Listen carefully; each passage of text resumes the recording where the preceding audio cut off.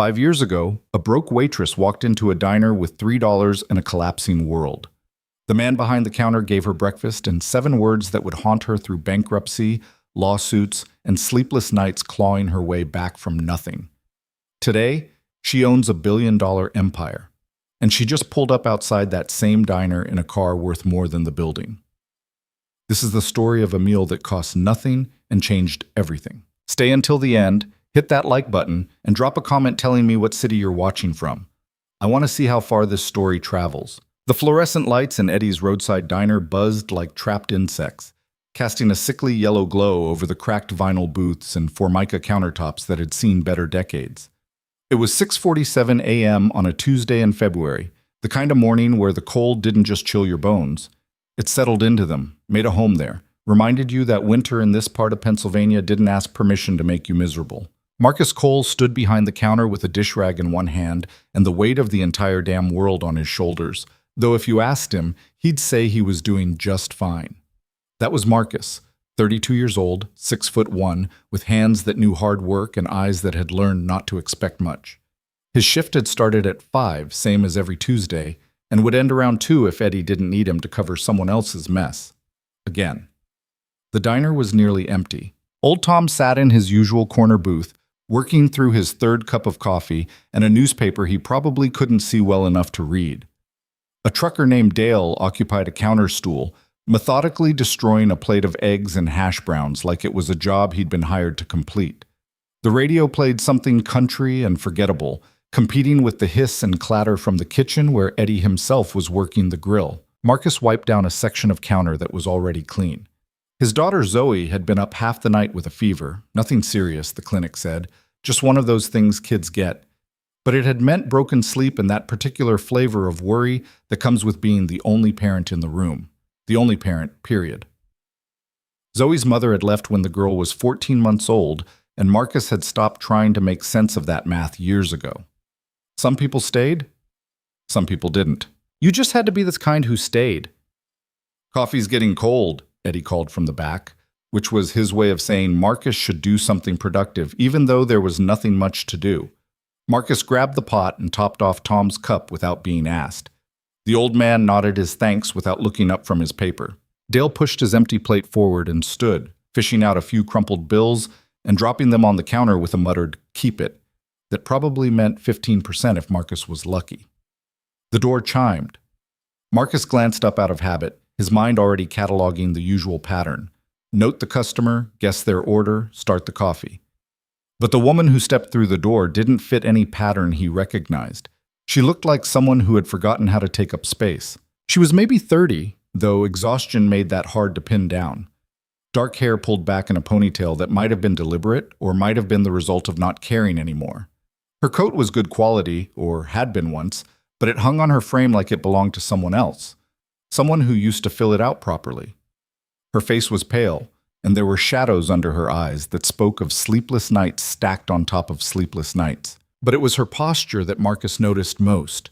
The way she moved to the booth farthest from the door, farthest from the windows, farthest from anything. The way she sat down and seemed to fold into herself, making herself smaller, like she was trying to disappear into the cracked red vinyl. She didn't pick up the laminated menu, didn't look toward the counter, just sat there with her hands in her lap, staring at nothing. Marcus gave her a minute. Sometimes people needed that. A minute to just sit somewhere warm without anyone asking them questions. He'd learned that during his own rough patches, back when Zoe's mother had left and he'd found himself sitting in places like this, trying to figure out how you were supposed to do everything alone. When the minute stretched into 2 and she still hadn't moved, Marcus grabbed a coffee pot and walked over. "Morning," he said, keeping his voice neutral, friendly without being pushy. He'd mastered that tone over years of dealing with truckers at dawn and teenagers at midnight. "Coffee?" She looked up at him, and for a second something flickered across her face. Surprise, maybe, like she'd forgotten other people existed. She stopped, started again. "Yes, thank you."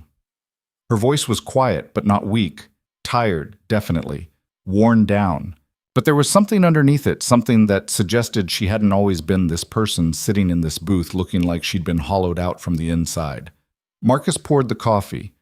She wrapped both hands around the mug immediately, like she was trying to absorb the heat through her palms. "You know what you want?" he asked. "Or you need a minute with the menu?" She glanced at the menu without really seeing it. I'm not very hungry." It was the kind of lie people told when what they meant was, "I can't afford to be hungry." Marcus had heard that lie before, had told it himself a time or two, back in the day. "Eddie's got a special this morning," Marcus said, which was completely untrue.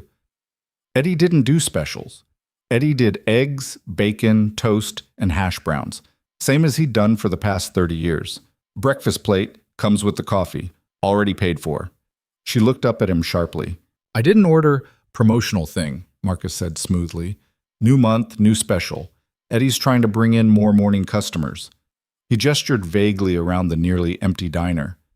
"As you can see, it's really working." The smallest hint of something, not quite a smile, but maybe the memory of what smiling used to feel like, touched the corner of her mouth. "I don't—" "You want eggs scrambled or fried?" Marcus asked, pulling out his order pad like this was already settled. She stared at him for a long moment. He could see her trying to figure out what angle he was working, what the catch was.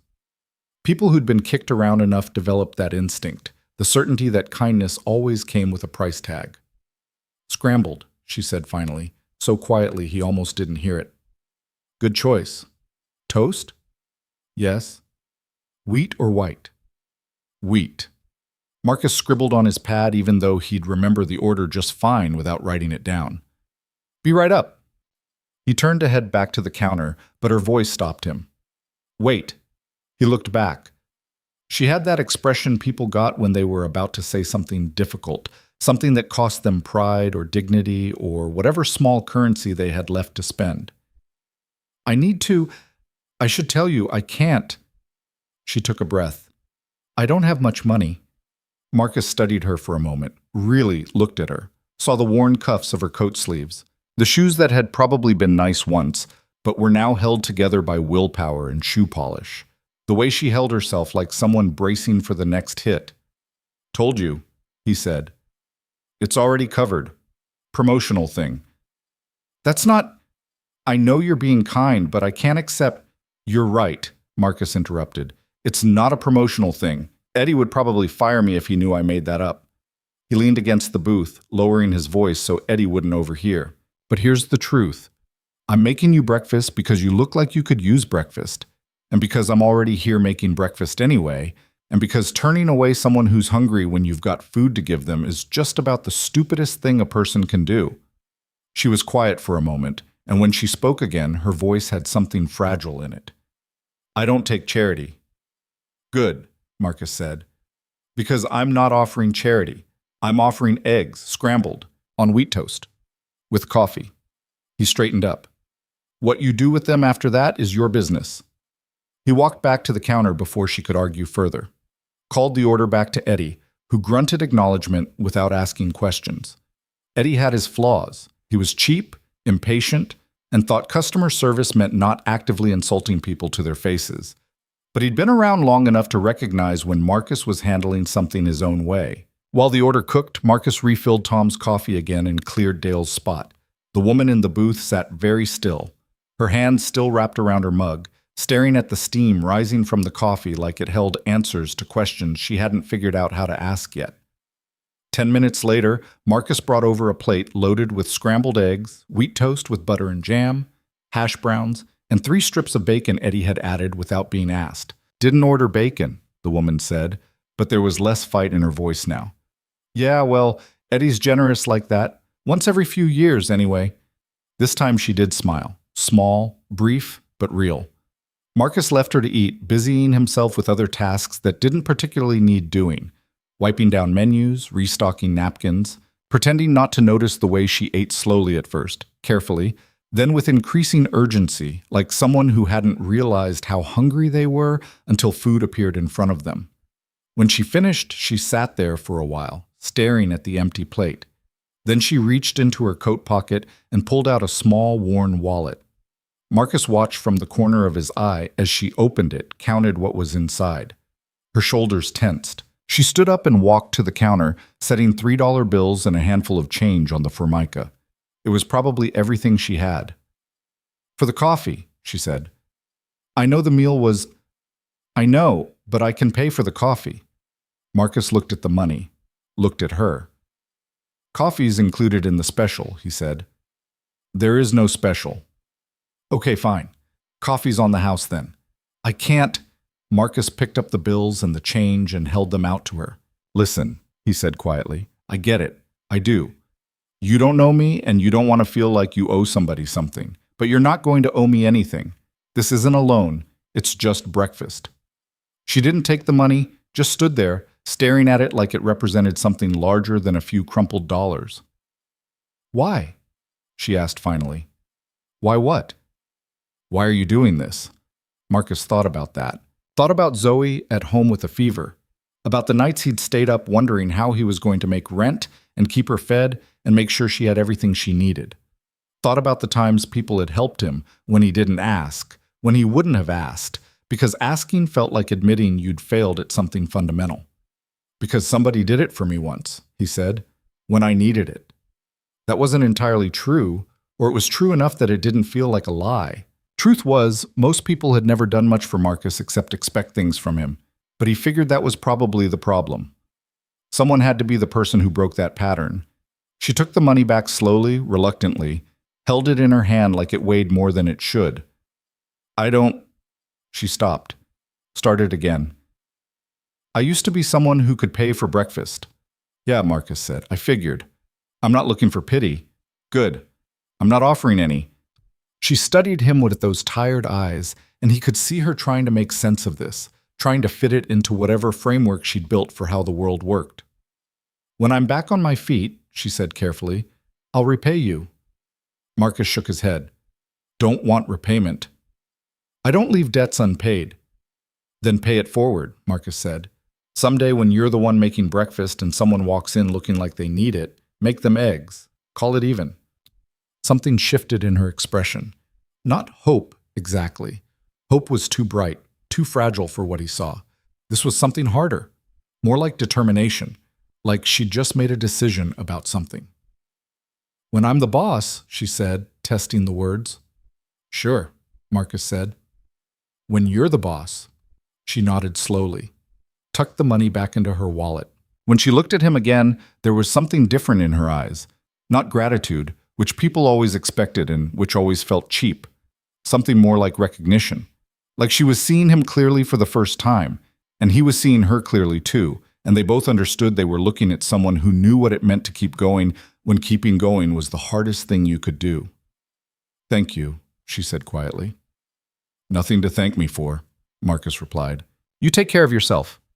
She turned to leave, then paused at the door. My name's Victoria. Marcus. She nodded once, committing it to memory. Then she was gone, the door chiming softly behind her as she stepped back out into the cold morning. Marcus watched through the window as she walked down the street, her coat pulled tight against the wind. She didn't look back. Eddie emerged from the kitchen, wiping his hands on his apron. You give that lady free breakfast? Yep. You gonna pay for it? Yep. Eddie grunted. Your funeral, but don't make a habit of it. This ain't a charity kitchen. Noted. Eddie disappeared back into the kitchen, muttering something about bleeding hearts and poor business sense. Marcus didn't argue. He just cleared Victoria's table, wiped it down, reset it for the next customer. The truth was, he'd probably never see her again. People like that, people passing through rough patches in unfamiliar towns, they didn't usually circle back. They moved on, found their footing somewhere else, became whoever they were going to become next. That was fine. Marcus hadn't done it for the thanks or the recognition or some future payoff. He'd done it because it was Tuesday morning. He was making eggs anyway. And turning away someone hungry when you had food felt fundamentally wrong in a way he couldn't quite articulate but knew in his bones. That should have been the end of it. Should have been just another quiet moment in a quiet life. One small kindness that rippled out into nothing, the way most kindnesses do. Forgotten by Friday. Meaningless in the grand scheme. But some moments don't stay small. Some moments plant seeds you don't see growing until years later, when they've become something massive and undeniable. When they've reshaped the landscape so completely you can barely recognize the ground you're standing on. Marcus Cole didn't know it that morning, wiping down tables in a diner that time forgot. but he just set something enormous into motion. And Victoria Hale, walking away into the February cold with 7 words echoing in her mind, "Pay it forward when you're the boss," was about to spend the next 5 years proving that sometimes the smallest acts carry the weight of entire futures. The rest of Marcus's shift passed in the usual rhythm of morning into afternoon. The breakfast rush, such as it was, came and went. A few regulars, a couple of travelers off the highway, nobody memorable. Eddie worked the grill and complained about suppliers, food costs, and the general decline of customer appreciation. Tom finished his coffee and paper and shuffled out around 9. The lunch crowd trickled in, mostly construction workers from the site 2 miles up the road, men who ordered burgers and fries and talked too loud about things that didn't matter. Marcus moved through it all on autopilot, a skill he'd perfected over the years. His body did the work, poured coffee, delivered plates, cleared tables, ran the register, while his mind stayed elsewhere, mostly with Zoe, wondering if her fever had broken, whether his neighbor Mrs. Chen, who watched her during his shifts, had remembered to give her the medicine at 10, whether he should call to check, or whether that would just mark him as one of those anxious parents who couldn't let go. He'd call at lunch. That felt reasonable. By 1:30, the diner had emptied out again. Eddie told him to head home early. "Might as well, since you already cost me money this morning," which Marcus took as the closest thing to generosity Eddie was capable of expressing. The February air hit him like a wall when he stepped outside. His car, a 15-year-old Honda Civic with more rust than paint, sat in the employee spaces behind the building. It started on the 3rd try, which was better than average. The heater took 5 minutes to kick in, by which point his fingers had gone numb on the steering wheel. The drive home took 12 minutes through streets lined with buildings that had been declining gracefully for decades. This part of Pennsylvania had been something once: manufacturing, steel, the kinds of industries that built middle-class lives for people willing to work hard. Then those industries had left, chasing cheaper labor elsewhere, and the middle-class lives had left with them. What remained was a town full of people trying to figure out what came next, except next never quite arrived. Marcus had grown up here, had left for a few years, college, a starter job in Pittsburgh, dreams of becoming something other than another guy who never made it out. But then Zoe's mother had gotten pregnant, and they'd moved back because rent was cheaper and his parents could help with childcare. Then his mother had gotten sick. Then his father had followed her 6 months later, grief taking him in ways the doctors couldn't quite explain. Then Zoe's mother had decided motherhood wasn't what she'd signed up for and left forwarding addresses that stopped working after 3 months. And suddenly Marcus was 32, raising a 5-year-old alone, working at Eddie's, living in the same apartment building he'd sworn he'd escape, trying to figure out if this was temporary or if this was just his life now. Most days, he suspected it was the latter, and most days, he'd made peace with that. His apartment was on the 3rd floor of a building that had probably been nice in 1970. Mrs. Chen was in the hallway as he came up the stairs, her arms full of grocery bags. "She's sleeping," Mrs. Chen said before Marcus could ask. "Fever broke about an hour ago. She ate some soup. She's fine, Marcus. Children get fevers. They get better." "I know," Marcus said, taking 2 of her bags. You worry. All parents worry. Single parents worry louder." She smiled, the kind of smile that came from raising 4 kids of her own and seeing through every brand of parental anxiety. "But she's tough, your Zoe, like her father." Marcus wasn't sure about that, but he appreciated the sentiment. He carried Mrs. Chen's bags to her door, refused her offer of payment. "You watch Zoe for free half the time. I can carry groceries," and let himself into his own apartment. It was small. Living room, kitchen, 1 bedroom that Zoe had claimed, leaving Marcus with the couch that folded out into something technically classified as a bed. Walls that needed painting, carpet that needed replacing, furniture from Craigslist and the Salvation Army. But it was clean, and it was warm, and Zoe's drawings covered the refrigerator, and framed pictures of the 2 of them sat on every available surface. And it was home. He checked on Zoe first. She was asleep in her bed, curled around a stuffed elephant she'd named Mr. Peanuts, for reasons she'd never adequately explained. Her fever had indeed broken. Her forehead was cool when he touched it gently. Her breathing was steady. She looked peaceful in that way kids did when they slept, like the world hadn't gotten to them yet. Marcus stood there longer than necessary, watching her. This kid, this entire person who depended on him for everything: food, shelter, safety, love, guidance, every single thing that mattered. The weight of that responsibility should have crushed him. Some days it nearly did. But most days, it was just the framework his life built itself around. He'd make it work. Somehow. He always did. In the kitchen, he made himself coffee and a sandwich, ate standing at the counter because sitting down felt too much like admitting he was tired. The apartment was quiet except for the hum of the refrigerator and the occasional creak of pipes in the walls. Outside the window, the February afternoon was already starting to dim toward evening. His phone buzzed. A text from Eddie. "Forgot to tell you, Jimmy called in sick tomorrow. Can you cover?" Marcus stared at the text. Tomorrow was supposed to be his day off. He'd planned to take Zoe to the library, maybe the park if the weather cleared. Actually spend time with her instead of just making sure she stayed alive and fed. He texted back, "What time?" 5 a.m. to 2 p.m. Time and a half. Time and a half. Which meant an extra $40-50, which meant he could pay the electric bill and still have enough left over to take Zoe somewhere nice for dinner. Maybe that pizza place she liked. "I'll be there," he typed. Eddie sent back a thumbs-up emoji, which was about as effusive as Eddie got. Marcus set his phone down and finished his sandwich, trying not to calculate how many days off he'd skipped this month, how many hours he'd worked, how many times he'd chosen paying bills over spending time with his daughter. The math didn't make him feel better, so he stopped doing it. Later, after Zoe woke up and they'd had dinner together, grilled cheese and tomato soup, her favorite when she wasn't feeling well, they sat on the couch and watched a kids' movie about talking animals on a quest to save their forest. Zoe curled against his side, her fever gone, but her energy still depleted, content to just be quiet and close. "Dad?" she said during a boring part of the movie. "Yeah? Are we poor?" Marcus's heart did something complicated in his chest. "Why do you ask that?" "Emily at school says we're poor because we live in an apartment and she lives in a house." Emily sounds like she doesn't know what she's talking about. "But are we?" Marcus chose his words carefully. "We have enough. We have food and a home and everything we need. That's what matters." "But do you wish we had more?" He looked down at her. "You know what I wish?" "What?" "I wish Emily would mind her own business." Zoe giggled, which had been the goal, but then she got quiet again, and Marcus could feel her thinking. "I heard you tell Mrs. Chen you couldn't buy new shoes yet because you had to pay for my medicine."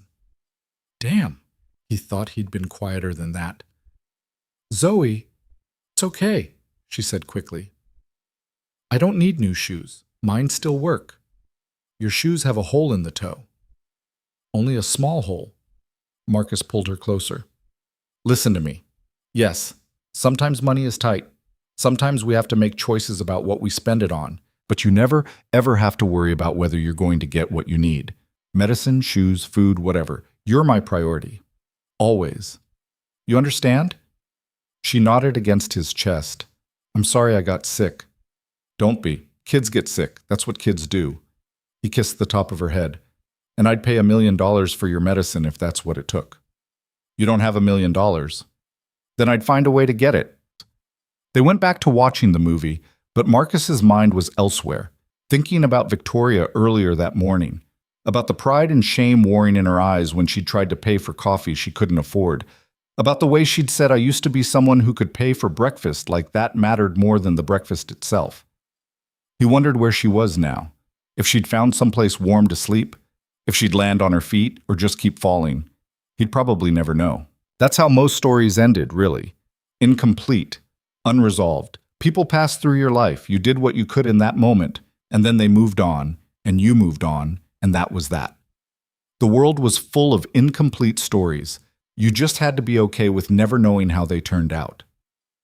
Outside, night settled over the town like a blanket someone forgot to wash. Cold seeped through the window frames. The movie reached its predictable happy ending. The animals saved the forest. Everyone learned about friendship. Triumphant music played. Zoe fell asleep before the credits rolled. Marcus carried her to bed, tucked her in, stood in her doorway for a minute watching her breathe. Then he went to the kitchen and did the math he'd been avoiding. Bills on the counter, paycheck in his account, the gap between them. The shift tomorrow would help. The shift Thursday would help more. If he picked up that weekend double Eddie had mentioned, maybe he'd get far enough ahead to stop feeling like he was drowning. Maybe. But probably not. He poured himself a beer, the cheap kind, because the good kind cost $3 more per six-pack, and those $3 mattered, and sat at the kitchen table, looking at numbers that didn't quite work no matter how many times he rearranged them. This was his life. This was fine. He'd make it work because he had to make it work, because that's what you did when you were the only adult in the room and a 5-year-old was counting on you. It was fine. It was all fine. He just wished sometimes that fine didn't feel quite so much like barely holding on, but wishes didn't pay bills. Neither did free breakfasts for strangers. So Marcus finished his beer, brushed his teeth, pulled out the couch bed, and lay down in the dark apartment, listening to the sounds of the building settling around him, and tried not to think too hard about all the ways this life wasn't what he'd imagined when he was young and stupid enough to imagine different. Tomorrow, he'd get up at 4. Work Eddie's shift. Come home and make sure Zoe had dinner. Do it all again Thursday and Friday. And every day after that until something changed or nothing changed, and either way, he'd just keep going. Because that's what people like Marcus Cole did. They kept going, even when going was all they had left. Victoria Hale sat on the edge of a bed in a motel room that charged by the week and didn't ask questions, staring at the $3.67 she'd just counted out on the nightstand. The money Marcus had tried to give back. The money she'd insisted on keeping because taking it back felt like admitting she'd reached the bottom, and she wasn't ready to admit that yet. Even though she had. The room smelled like cigarette smoke and industrial cleaner, a combination that had stopped bothering her weeks ago. Outside, traffic hummed on the highway. Inside, the heater clanked and rattled, putting out just enough warmth to keep the space above freezing. She'd paid for another week yesterday, $80 that had taken her 3 cleaning jobs and a catering gig to scrape together, which meant she had shelter until next Tuesday. After that, things got complicated again. They were always complicated now. 2 years ago, Victoria had been someone entirely different. CEO of a tech startup called Meridian Analytics, 28 years old and being profiled in business magazines with headlines like, "The future is female," and how this young entrepreneur is disrupting data. She'd had a corner office in Pittsburgh, a condo in Shadyside, a wardrobe full of clothes that cost more than most people's monthly rent. She'd had investors, employees, a 5-year plan that looked unstoppable on paper. Then the floor had dropped out. A problem with the algorithm, something her chief technology officer had assured her was minor, fixable, nothing to worry about. Except it wasn't minor. The software they'd sold to 3 major clients had a flaw that corrupted data instead of analyzing it. By the time they caught it, millions of dollars in decisions had been made based on bad information. The lawsuits came fast. The investors pulled out faster. The board forced her resignation. The company collapsed in spectacular fashion, plastered across tech news sites as a cautionary tale about moving too fast, scaling too early, not doing due diligence. Her name became synonymous with failure. And the thing that hollowed her out wasn't the business collapsing. Businesses failed all the time. It was the way people looked at her afterward. Former colleagues who wouldn't return calls. Investors who'd called her brilliant, now calling her reckless. Articles dissecting every decision she'd made, finding fault in choices that had seemed smart 6 months earlier. Her own doubt creeping in, whispering that maybe they were right, maybe she had been reckless, maybe she'd never been as smart as everyone said, maybe it had all been luck that ran out. The legal bills had consumed everything, condo sold, savings drained, retirement accounts emptied. She'd moved into a smaller place, then a smaller place, then a room in someone's house, then a different motel, then this one. Along the way, she'd shed the wardrobe, the car, the expensive haircuts, every visible marker of who she used to be. What remained was this, a 30-year-old woman with a ruined reputation and $3 to her name, sitting in a motel room trying to remember what hope felt like. The breakfast at Eddie's had been the first real meal she'd eaten in 3 days. Before that, vending machine crackers and whatever she could pocket from catering jobs. She wasn't proud of it. Wasn't proud of any of this. But pride was expensive, and she'd already spent everything she had. Marcus's words kept circling in her head. Pay it forward. When you're the boss, like it was inevitable. Like her being in charge of something again was just a matter of time, not a laughable impossibility. The certainty in his voice had startled her more than the free meal. He didn't know her history or her failures or the news articles calling her a cautionary tale. He just looked at her and decided she was someone who'd land on her feet, someone who'd be the boss someday, someone worth a plate of eggs and a handful of words that assumed she had a future. Victoria picked up one of the crumpled dollar bills, smoothed it out on her knee. She'd been so certain of everything once, certain she was building something that mattered, certain she knew what she was doing, certain that hard work and intelligence were enough. Turned out certainty was just another thing you could lose. She lay back on the bed, still wearing her coat because the heater wasn't quite warm enough without it. The ceiling had a water stain shaped like something she couldn't quite identify. She stared at it until the shape stopped making sense, until exhaustion pulled her under into sleep that never quite felt like rest. The next morning, she took a job cleaning offices in a building downtown. Minimum wage, cash at the end of each shift, no questions asked. The supervisor was a woman named Rita, who looked like she'd stopped being surprised by anything years ago. "You done this before?" Rita asked, handing Victoria a mop and a bucket. "No." "You'll figure it out. Floors, bathrooms, empty the trash. Don't steal anything, don't break anything, don't bother the people working late. Simple." It was simple. Brutally, mind-numbingly simple. Victoria mopped floors in offices where people who still had careers worked on projects that still mattered. She emptied trash cans full of discarded drafts and coffee cups. She cleaned bathrooms and tried not to think about the fact that 2 years ago, someone had cleaned her office bathroom while she sat in meetings deciding the future of a company. The work was exhausting in a way that had nothing to do with physical effort. It was the anonymity of it, the way people looked through her like she was part of the furniture, the way conversations stopped when she entered a room, not because she was important, but because she wasn't. She was just the cleaning lady. Invisible. Irrelevant. Most days she could handle it. It was just a job, just temporary, just something to get through until she figured out what came next. But some days, usually late at night, alone in her motel room, the weight of how far she'd fallen pressed down hard enough that breathing felt difficult. 3 weeks after the breakfast at Eddie's, Victoria was cleaning the 7th floor of the Carrington building when she found a newspaper someone had left in a conference room. The business section was open to an article about Meridian Analytics bankruptcy proceedings. There was her name. There was the whole ugly story. And there, in the final paragraph, a quote from her former CTO. "In retrospect, the leadership failures were obvious. We moved too fast without proper oversight." Leadership failures. She sat down in one of the conference room chairs, expensive leather, the kind she used to take for granted, and read the article twice, then a third time, looking for something, though she wasn't sure what. Vindication, maybe.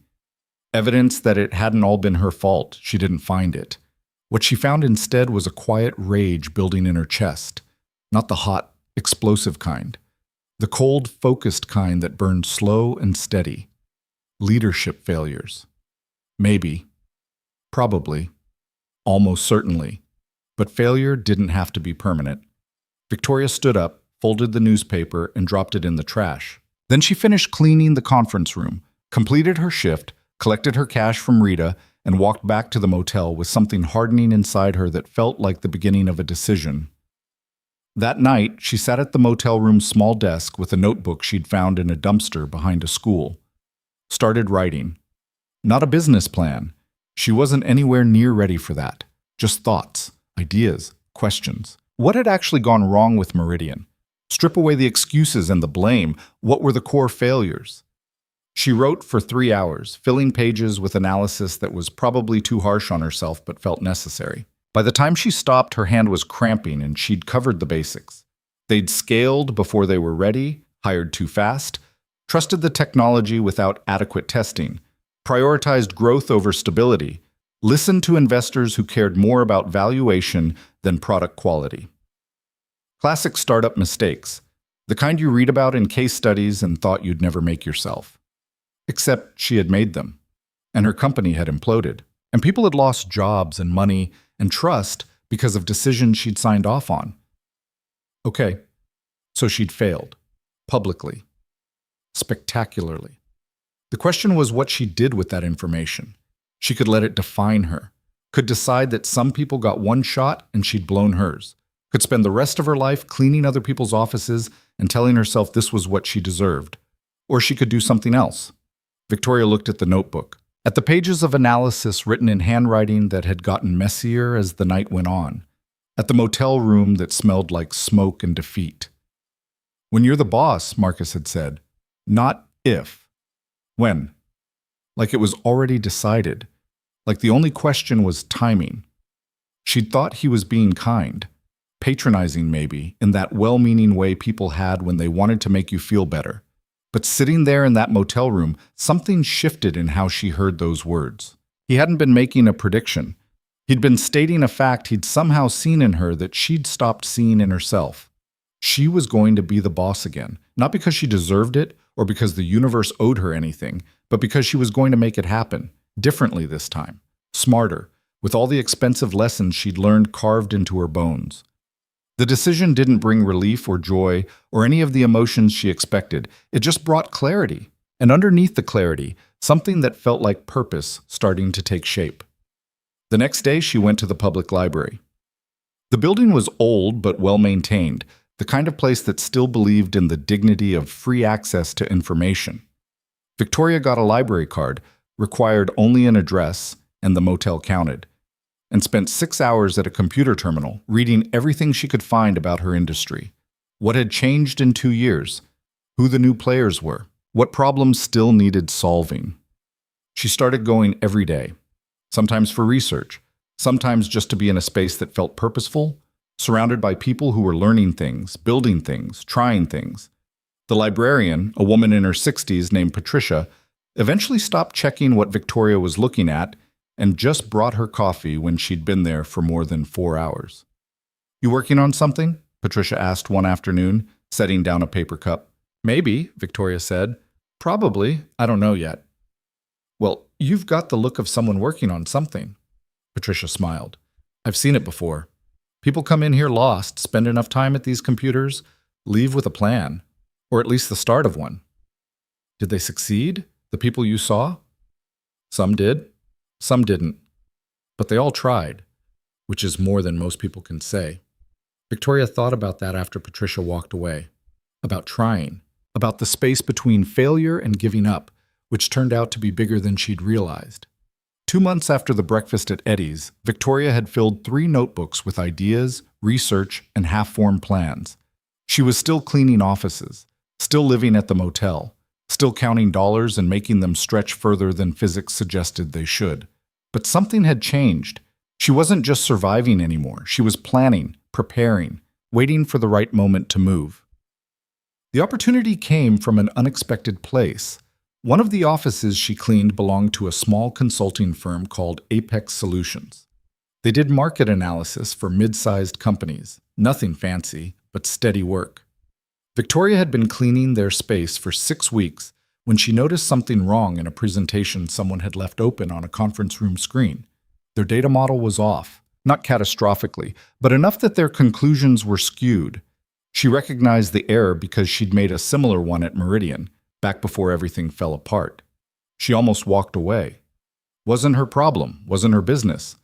But then she thought about Marcus, about eggs and certainty and paying it forward. She found a sticky note, wrote a careful explanation of the error and how to fix it, and left it next to the keyboard. The next week, the same conference room had a different presentation open. The data model was corrected, and there was a sticky note waiting for her. "Thank you.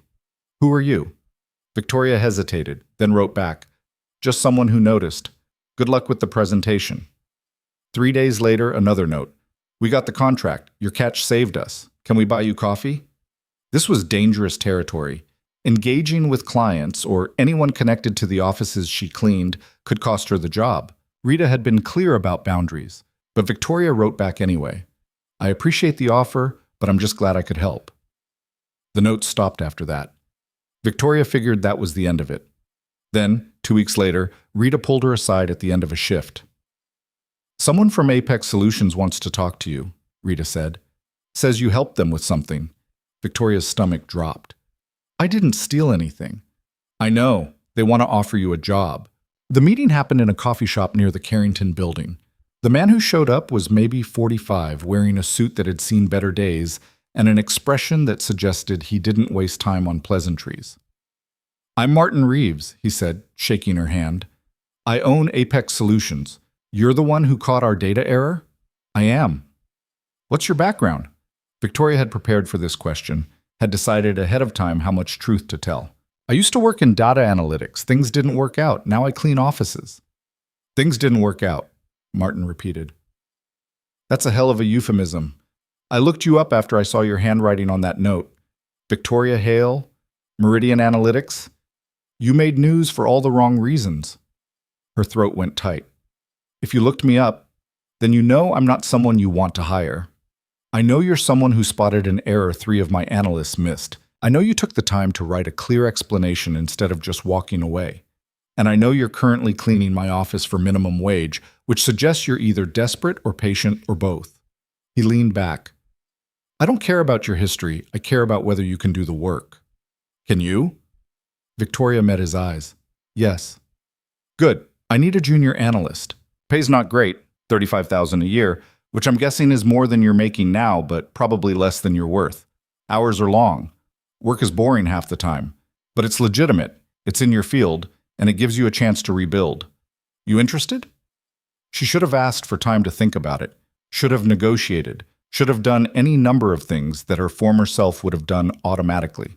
Instead, she said, "When do I start?" "Monday, 8 a.m. Don't be late." Victoria walked back to the motel in a daze. It wasn't much. Junior analyst at a small firm was about as far from CEO as you could get while still being in the same industry. But it was a foothold, a starting place, a way back in. That night, she called the cleaning company and quit. Rita didn't sound surprised. "Figured you weren't going to be doing this forever," Rita said. "You had that look." "What look?" "The one people get when they're just passing through on their way to somewhere else." Rita paused.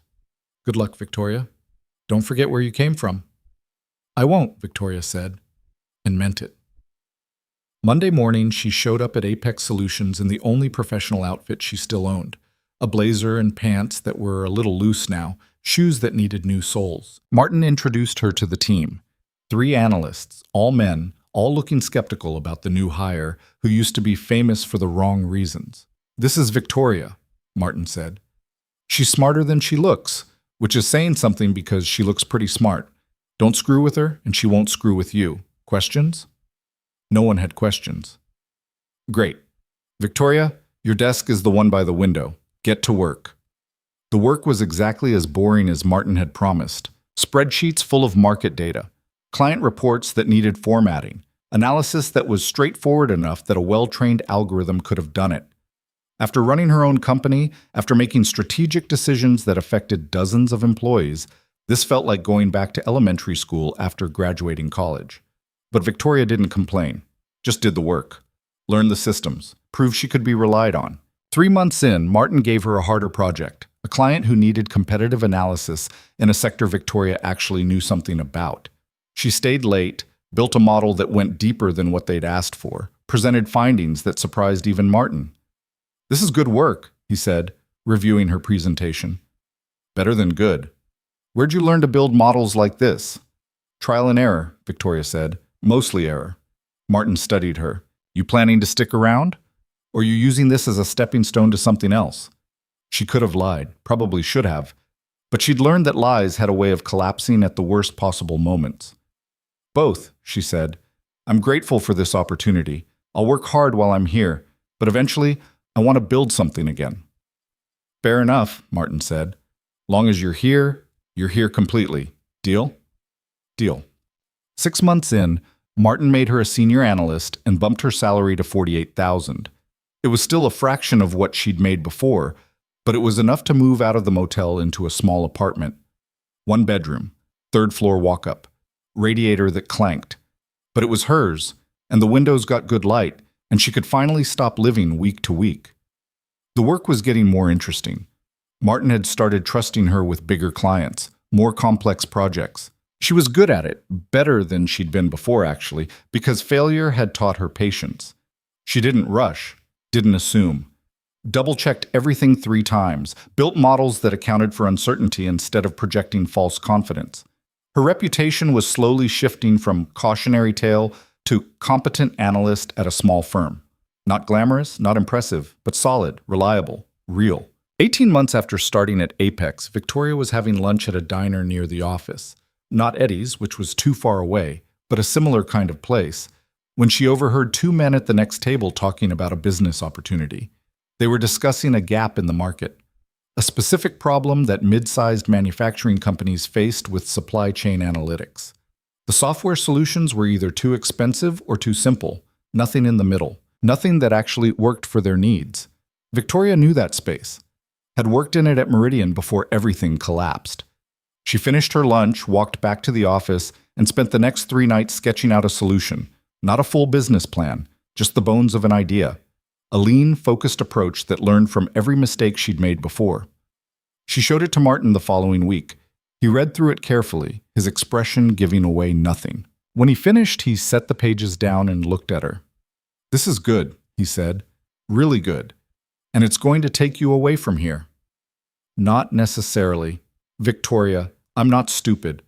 This is the thing you've been building towards since you started. I'm surprised it took you this long."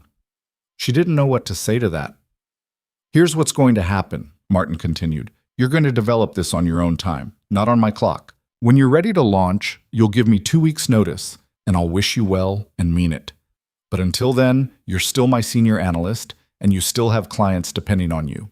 Understood?" "Understood. And Victoria, don't make the same mistakes twice. You've learned enough. Trust that." Over the next 8 months, Victoria built her new company in the margins of her life. Early mornings before work, late nights after work, weekends at coffee shops. She kept it lean. No investors yet. She'd fund it herself, even if that meant slower growth. No employees until she could afford to pay them properly. No promises she couldn't keep. She called it Vantage Analytics. Simple, clear, focused on the specific problem she'd identified. The first client was a manufacturing company in Ohio. Small contract, low stakes. But they liked the software, recommended her to another company. Who recommended her to another? Revenue trickled in, not enough to quit her job at Apex, but enough to prove the concept worked. 2 years after starting at Apex, 4 years after the breakfast at Eddie's, Victoria finally had something real. Not big yet, not impressive by her old standards, but sustainable, growing, built on a foundation that wouldn't collapse the first time something went wrong. She gave Martin her 2 weeks' notice on a Wednesday morning. "About damn time," he said, though he was smiling. "You've been running on fumes for months. Go build your thing. And Victoria, when you're a billionaire, remember the little guy who gave you your first real job after you crashed and burned." "I'll never forget," Victoria said. And she meant it. Vantage Analytics grew slowly, deliberately. Victoria hired carefully, people who knew their field, who'd survived their own failures, who understood that flashy growth meant nothing if the foundation was rotten. She kept expenses low, turned down investors who wanted too much control, made decisions based on sustainability rather than headlines. Some months were good, some were terrifying. There were moments when she wondered if she was crazy, trying this again after failing so publicly. Moments when the doubt crept back in, whispering that maybe she'd just get lucky once and this was doomed to collapse like everything else.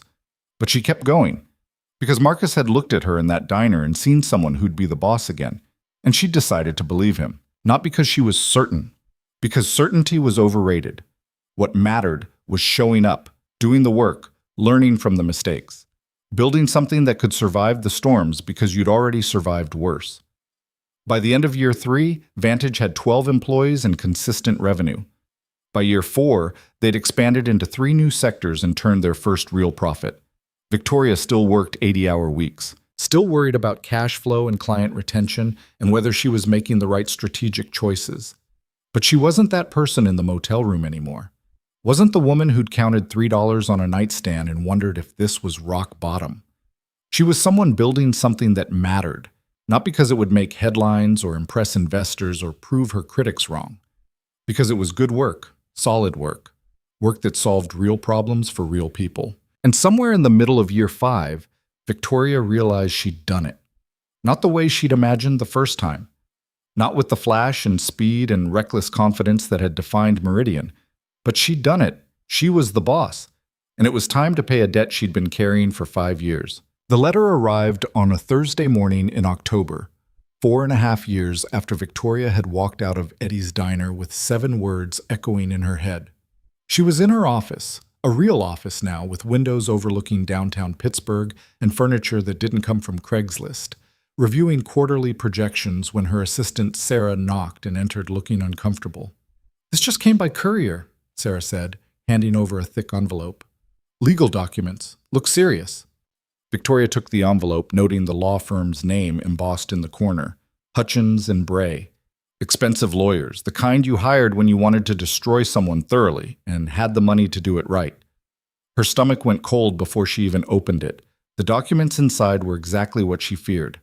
A lawsuit, filed by TechCore Industries, one of the major clients who'd lost money when Meridian Analytics collapsed. They were claiming fraud, negligence, breach of fiduciary duty, every legal avenue they could think of to claw back their losses plus damages. The number at the bottom made her vision swim. $8 million. "Victoria," Sarah's voice sounded distant. "You okay?" "Fine," Victoria said automatically.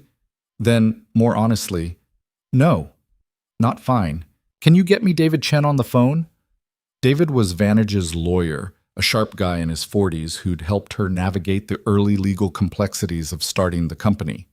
He was good. But looking at this lawsuit, Victoria wasn't sure good was going to be enough. 20 minutes later, she was in David's office across town, the lawsuit spread across his desk while he read through it with the kind of focused intensity that made her nervous. "Well?" she asked when he finally looked up. "It's bad," David said. "Not insurmountable, but bad. They're arguing that you knew about the software flaws before selling to clients, that you deliberately concealed information to close deals." "That's not true. We didn't know. I believe you. But they've got emails. Communications between you and your CTO where he mentioned potential issues, and you pushed to launch anyway." Victoria's hands clenched. Those issues weren't the same as the flaws that caused the data corruption. "We discussed minor bugs. Every software company has bugs. We didn't know about the core problem until after launch." "Can you prove that?" "The technical documentation should show..." "Should isn't good enough. We need airtight evidence that you acted in good faith, that when you made the decision to launch, you genuinely believed the product was sound." Victoria stood up, pacing to the window. Outside, the city sprawled in afternoon sunlight, indifferent to her problems. "How much is this going to cost to fight?" David was quiet for a moment. "Legal fees, conservatively, between $300,000 and $500,000. Maybe more if it goes to trial. And if we lose, then you're looking at the full judgment plus their legal costs. We're talking $10 million, maybe more." $10 million. Vantage had been profitable for exactly 8 months. They had some reserves, but nothing close to that. Fighting this lawsuit would drain every dollar they had. Losing it would destroy everything she'd built. "There's another option," David said carefully. "We could try to settle, offer them something to make this go away." "With what money?" "You could bring in investors, use the capital to settle and keep the company running."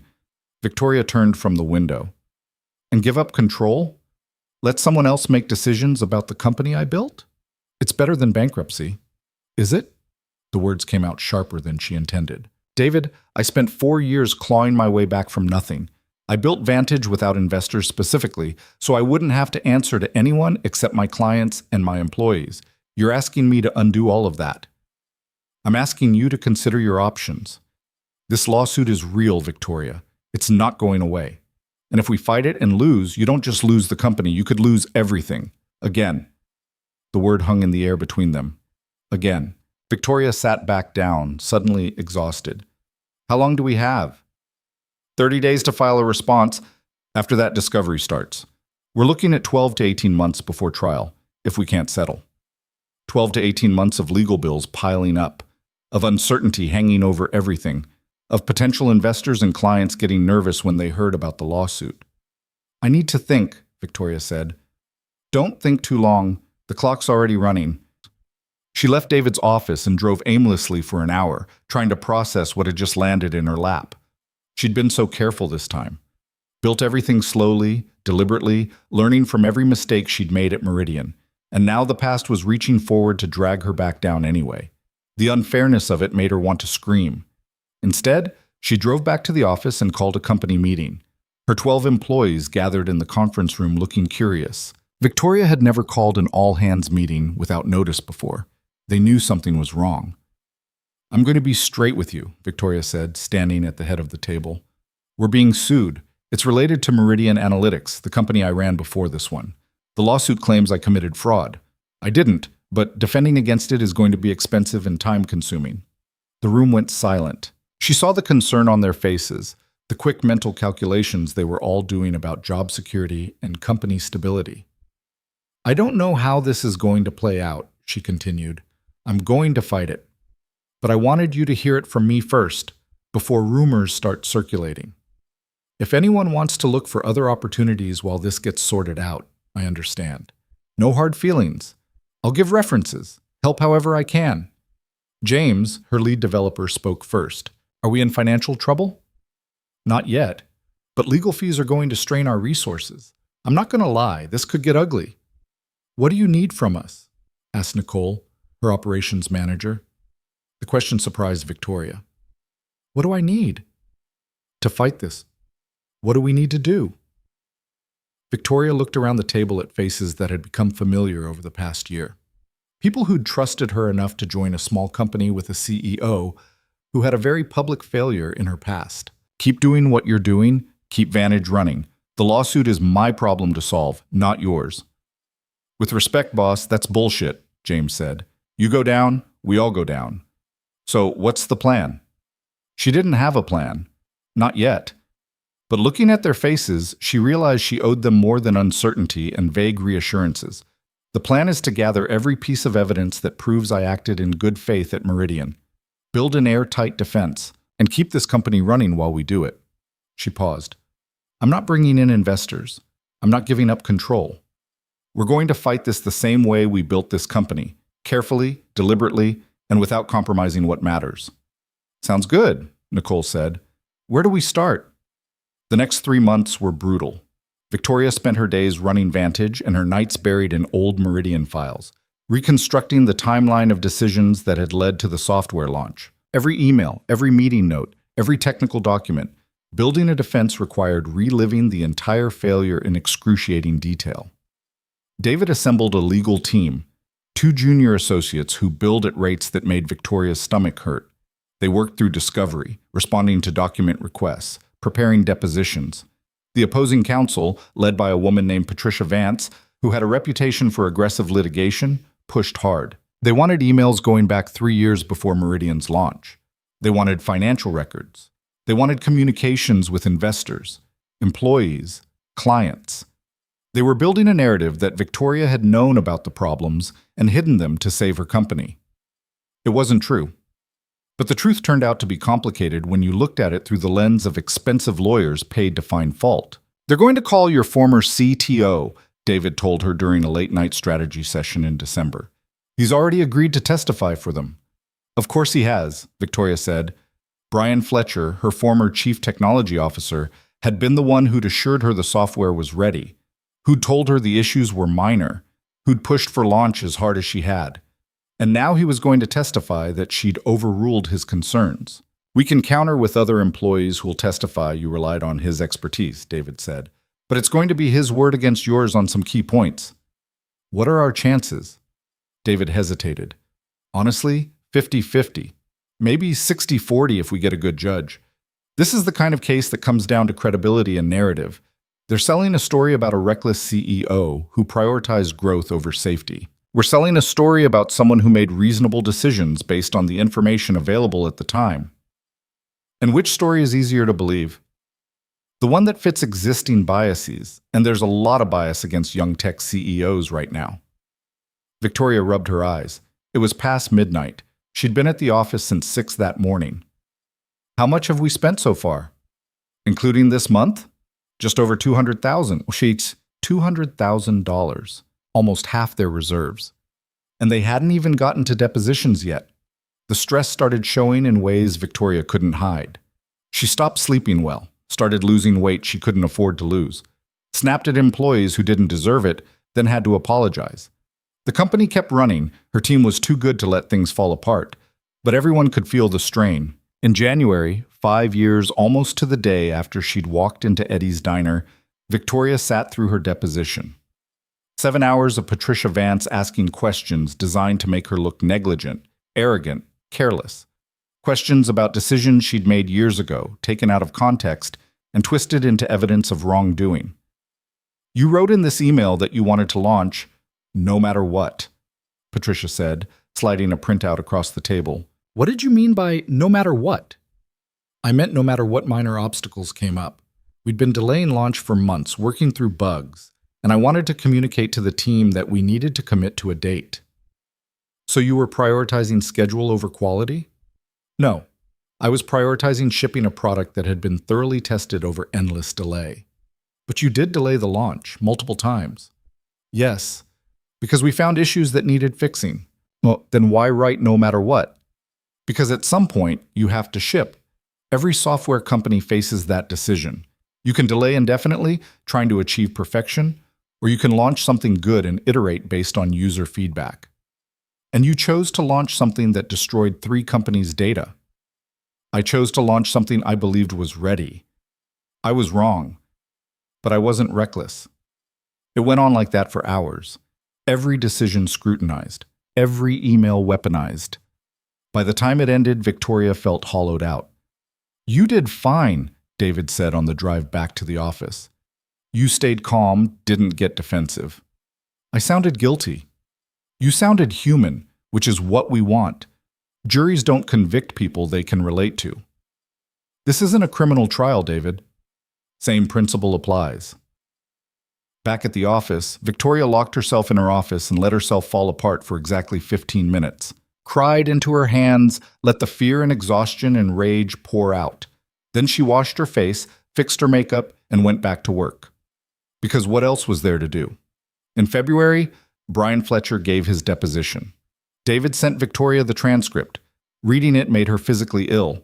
Brian painted a picture of a CEO who'd ignored his warnings, pushed for launch despite his concerns, and prioritized investor pressure over product safety.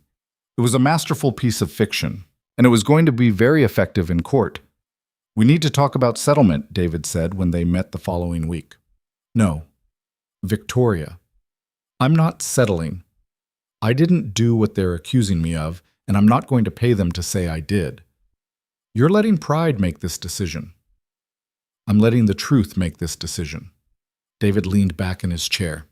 The truth is, you're one bad day in court away from losing everything. Again. Is that really the hill you want to die on? Victoria thought about the motel room with the stained ceiling. Thought about cleaning offices while people looked through her like she wasn't there. Thought about the slow, grinding work of building Vantage from nothing, proving to herself that the first failure hadn't been a fluke, that she actually did know what she was doing. If I settle, she said slowly, I'm admitting I did something wrong. That admission follows me forever. Every future investor, every potential client, every employee, they all see that I paid millions of dollars to settle fraud allegations. That becomes the story. Not that I built Vantage, not that I learned from my mistakes, just that I'm the person who defrauded her clients and paid to make it go away. And if you fight and lose, then at least I fought. David studied her for a long moment. Okay, then we fight, but you need to understand what that means. We're looking at trial in June. Between now and then, we need to spend another $300,000 minimum on preparation, expert witnesses, document analysis, trial prep. Can Vantage survive that? Victoria did the math in her head. It would drain their reserves completely, leave them with barely enough operating capital to make payroll. One bad quarter, and they'd be in real trouble. We'll make it work, she said. But she wasn't sure she believed it. March brought a new problem. One of Vantage's biggest clients, a manufacturing company in Ohio, called to say they were putting their contract renewal on hold pending the outcome of the lawsuit. 2 days later, another client did the same. Then a third. James found Victoria in her office staring at the revenue projections. How bad is it? He asked. We're losing about 40% of our projected revenue for the next quarter. Can we cut costs?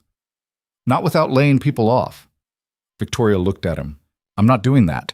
Not to fund a lawsuit I didn't start. Then what's the plan? She didn't have one. For the first time since starting Vantage, she genuinely didn't know what to do next. That night, alone in her apartment, Victoria pulled out the notebook she'd kept from her motel room days, flipped through pages of analysis and planning and desperate hope written in cramped handwriting. Found the page where she'd written, "When you're the boss, she'd done it, become the boss." Built something real. And now she was watching it crumble again, except this time she couldn't blame anyone but the past she'd been running from. Her phone rang. David's name on the screen. "They made an offer," he said without preamble. $2 million to settle. You admit no wrongdoing, sign an NDA, and this goes away. $2 million. It might as well be 20. She didn't have it. What did you tell them? That I'd discuss it with you. Victoria, this is a good offer. Better than we're likely to get after trial. I don't have $2 million. You could get it. Investors would line up to fund a settlement that makes this disappear and give up control. Let someone else call the shots, undo everything she'd worked for. Counter with 500,000, Victoria said. Tell them that's every dollar Vantage has in reserves. Take it or go to trial. They won't take it. Then we go to trial. David was quiet for a moment. You're betting everything on a coin flip. I'm betting everything on the truth. There's a difference. She hung up before he could argue further. The counteroffer was rejected within 24 hours. Patricia Vance sent a message through David. See you in court. April and May blurred together in a haze of trial preparation. Witness prep. Document review. Strategy sessions that went until midnight. Victoria stopped sleeping more than 4 hours a night, stopped eating regular meals, ran Vantage on fumes and willpower and the stubborn refusal to let everything collapse. Her employees rallied. James took over client management so she could focus on legal prep. Nicole handled operations. Sarah managed her calendar with military precision, carving out time for trial meetings while keeping the company running. Why are you all still here? Victoria asked one night when she found the whole team working late. Because you hired us when nobody else would take a chance on a company run by someone with your history, James said. Seems fair to return the favor. The first day of trial arrived in June, 5 years and 4 months after Marcus had served her breakfast and changed her life. The courtroom was smaller than Victoria expected, less dramatic, just wood paneling and fluorescent lights and rows of seats mostly empty except for a few reporters and legal observers. Patricia Vance sat at the plaintiff's table looking confident. Brian Fletcher sat behind her, avoiding Victoria's eyes. The TechCorps representatives looked grim and determined. Judge Morrison, a woman in her 60s with steel-gray hair and an expression that suggested she'd heard every lie humans were capable of telling, called the court to order. This is Vance versus Hale, case number CV20248-847, she said. Opening statements, Ms. Vance? Patricia stood, smoothing her suit. Your Honor, this is a simple case about trust and betrayal. The defendant, Victoria Hale, sold my client software she knew was fundamentally flawed. When her own chief technology officer raised concerns, she silenced him. When problems emerged, she hid them. When everything collapsed, she walked away while my client suffered millions in losses. We will prove that Ms. Hale acted with negligence and deception, prioritizing her own success over her client's welfare. We ask that you hold her accountable for the damage she caused. It was effective, clean, persuasive. Victoria watched the judge's face, trying to gauge her reaction, seeing nothing. David stood for their opening. Your Honor, Ms. Vance is selling you a story. But stories aren't evidence. The evidence will show that Ms. Hale made every decision in good faith, relying on expert technical advice, that she delayed launch multiple times to address concerns, that when problems emerged, she worked tirelessly to fix them, that the software failure was a tragedy, not a crime. Running a company that fails is not fraud. Making decisions that turn out wrong is not negligence. Ms. Hale is here today because she refused to settle a meritless lawsuit designed to extract money from someone who's already lost everything once. We ask that you see through the narrative to the facts and find that she acted reasonably under the circumstances. The judge nodded. Call your first witness, Ms. Vance. The trial lasted 3 weeks. Patricia called Brian, who testified exactly as his deposition predicted. told the story of a CEO who wouldn't listen, who pushed too hard, who valued growth over stability. David cross-examined him ruthlessly, bringing up emails where Brian had assured Victoria the software was ready, where he'd pushed for launch himself, where he'd certified the testing protocols. Bit by bit, David chipped away at his credibility. But the damage was done. The seed of doubt was planted. They called former employees who testified about the company culture, about pressure to ship, about concerns that went unheard. David countered with other employees who testified about Victoria's diligence, her insistence on quality, her willingness to delay when problems emerged. Expert witnesses argued about software development practices, about whether Victoria's decisions met industry standards, about the nature of the technical flaw and whether it should have been caught. The testimony was dense, technical, mind-numbing. Victoria sat through all of it, watching her past get dissected by strangers, reliving every decision and mistake. On the final day, she took the stand. Patricia started gentle, establishing background, then moved in for the kill. You wrote in an email to investors that Meridian's technology was revolutionary and bulletproof. Did you believe that? At the time, yes. Even though your CTO had raised concerns? He raised concerns about minor bugs. Every software has bugs. The fundamental architecture was sound.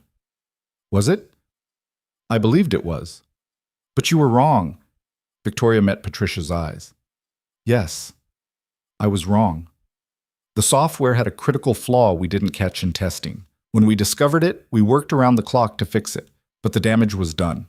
And you think that's acceptable? To sell something you believed was sound but turned out to be critically flawed? I think it's human. We did everything we could to ensure quality. We tested extensively. We relied on expert advice. And we still missed something. That's not fraud.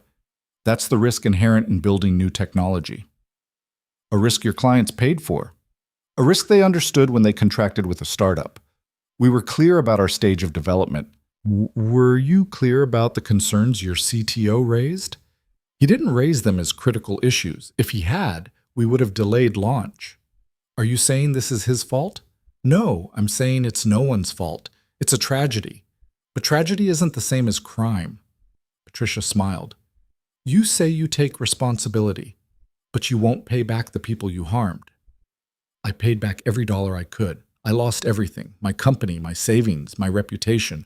I paid with years of my life. The only thing I won't do is lie and say I committed fraud when I didn't. Very convenient. It's the truth. The cross-examination went on for 2 more hours. Patricia hammered every weak point, every questionable decision, every email that could be read as evidence of negligence. But Victoria didn't break, stayed calm, stayed focused on the facts. Let her exhaustion show. Let the jury see what this lawsuit had cost her. When she stepped down, she couldn't tell if it had been enough. Closing arguments happened on a Friday. Patricia was eloquent, painting Victoria as a cautionary tale about unchecked ambition. David was measured, reminding the jury that hindsight wasn't the same as foresight. Judge Morrison took the case under advisement. I'll issue a ruling within 30 days. Court is adjourned. And then it was over. Victoria walked out of the courthouse into late June sunshine, feeling hollowed out. David walked beside her, neither of them speaking. Now what? She asked finally. Now we wait. And Vantage? You keep running it, like nothing happened, because maybe nothing did. But something had happened. Victoria could feel it in her bones. The lawsuit had cost them everything they had in reserves and more. She'd had to take a loan to cover the final legal bills, a loan secured against her personal assets, which at this point was basically just her apartment and her car. If they lost, she'd lose both. Would be back where she started. Worse, maybe. Back at the office, her team was waiting. How'd it go? Nicole asked. Hard to say. We'll know in a few weeks. What do we do until then? Victoria looked around at the faces watching her. People who'd stuck with her through this nightmare, who'd worked extra hours, taken on extra responsibility, kept the company running while she fought for its survival. We work, she said. We land new clients. We deliver for existing ones. We prove that whatever happens with this lawsuit, Vantage is built to last. The ruling came on a Tuesday morning in July. Victoria was in a client meeting when Sarah knocked urgently. David just called, The judge issued her decision. Victoria excused herself, walked to her office on shaking legs, called David back. Tell me. We won. The words didn't make sense at first. What? Judge Morrison ruled in our favor, found that you acted in good faith based on available information, that the plaintiffs failed to prove fraud or negligence. She dismissed the case with prejudice. Victoria sat down hard in her chair. We won. You won. It's over. Over. After 18 months of fighting, drowning in legal bills, watching everything she'd built teeter on the edge of collapse, it was over, and they'd won. Victoria? You still there? Yeah, I'm here. I need a minute. Take all the minutes you need. I'll send over the full ruling. But Victoria, you should be proud. You fought when most people would have settled, and you won. She hung up and sat in her office, staring at nothing, waiting for relief or joy or triumph. What came instead was exhaustion, bone-deep, soul-crushing exhaustion. She'd won. But winning felt less like victory and more like survival. Like she'd been drowning for 18 months and had finally broken the surface, only to find herself exactly where she'd started, except now she was too tired to swim. There was a knock on her door. Her whole team stood there, looking anxious. We won, Victoria said. The office erupted. People hugging, cheering, someone opening a bottle of champagne they'd been saving. Nicole was crying. James was grinning wider than Victoria had ever seen. She let them celebrate for a few minutes, then raised her hand for quiet. I need to say something, she said. This lawsuit almost destroyed us. We spent every dollar we had fighting it. We're starting from scratch financially. Some clients left and might not come back. The next few months are going to be hard, really hard. The room went quiet. But we're still here, and we won. Not because we had the most money or the best lawyers, because we told the truth and refused to back down. That means something. She paused. It means everything. Thank you, all of you, for staying, for believing, for making this company worth fighting for. The celebration resumed, more subdued but genuine. Victoria excused herself, went to the bathroom, and finally let herself fall apart.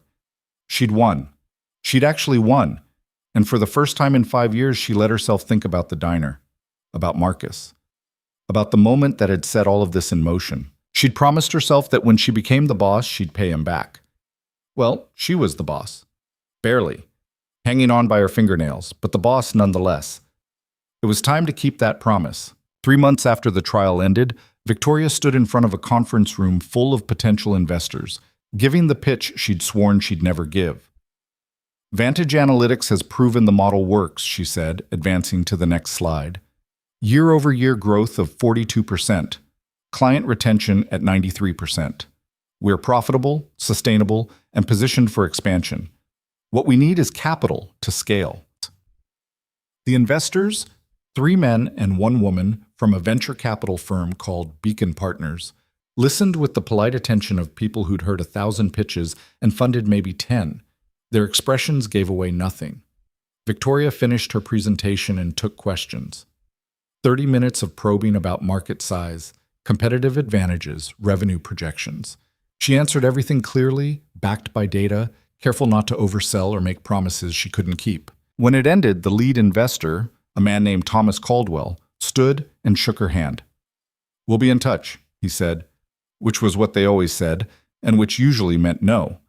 But 2 days later, Thomas called with an offer, $5 million in Series A funding, 20% equity, a board seat for Beacon Partners. It was everything Victoria needed and everything she'd tried to avoid. Money to rebuild their reserves, scale the team, pursue bigger clients, but also outside control. Someone else having a say in how she ran her company. She thought about it for exactly 12 hours before accepting, because the truth was, she'd learned something during the lawsuit. Pride was expensive. Doing everything alone was expensive. There was a difference between maintaining control and being so controlling that you strangled your own growth. The funding closed in September. Suddenly, Vantage had breathing room. They hired 6 new people, upgraded their infrastructure, started pursuing contracts they'd been too small to compete for before. By November, they'd landed their first Fortune 500 client, a manufacturing conglomerate with supply chain problems that Vantage's software could solve. The contract was worth more than everything they'd made in the previous year combined. Victoria should have felt triumphant, should have felt like she'd finally made it. Instead, she felt hollow. The company was growing, the team was expanding, revenue was climbing. Everything looked perfect on paper. But she'd been running on fumes for so long that she'd forgotten what it felt like to stop. She worked 16-hour days because that's what she'd always done. Skipped meals because there was always one more thing to handle.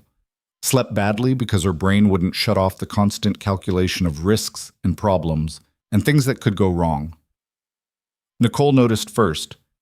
"You look like hell," she said one afternoon, appearing in Victoria's office doorway. "Thanks. Really boosts my confidence." "I'm serious. When's the last time you took a day off?" Victoria tried to remember. "I don't know." "Why?" "Because you're burning out. We all see it. You won the lawsuit, got the funding, landed the big client, everything you fought for, but you're still acting like you're about to lose it all." "I'm just busy." "You're terrified," Nicole interrupted.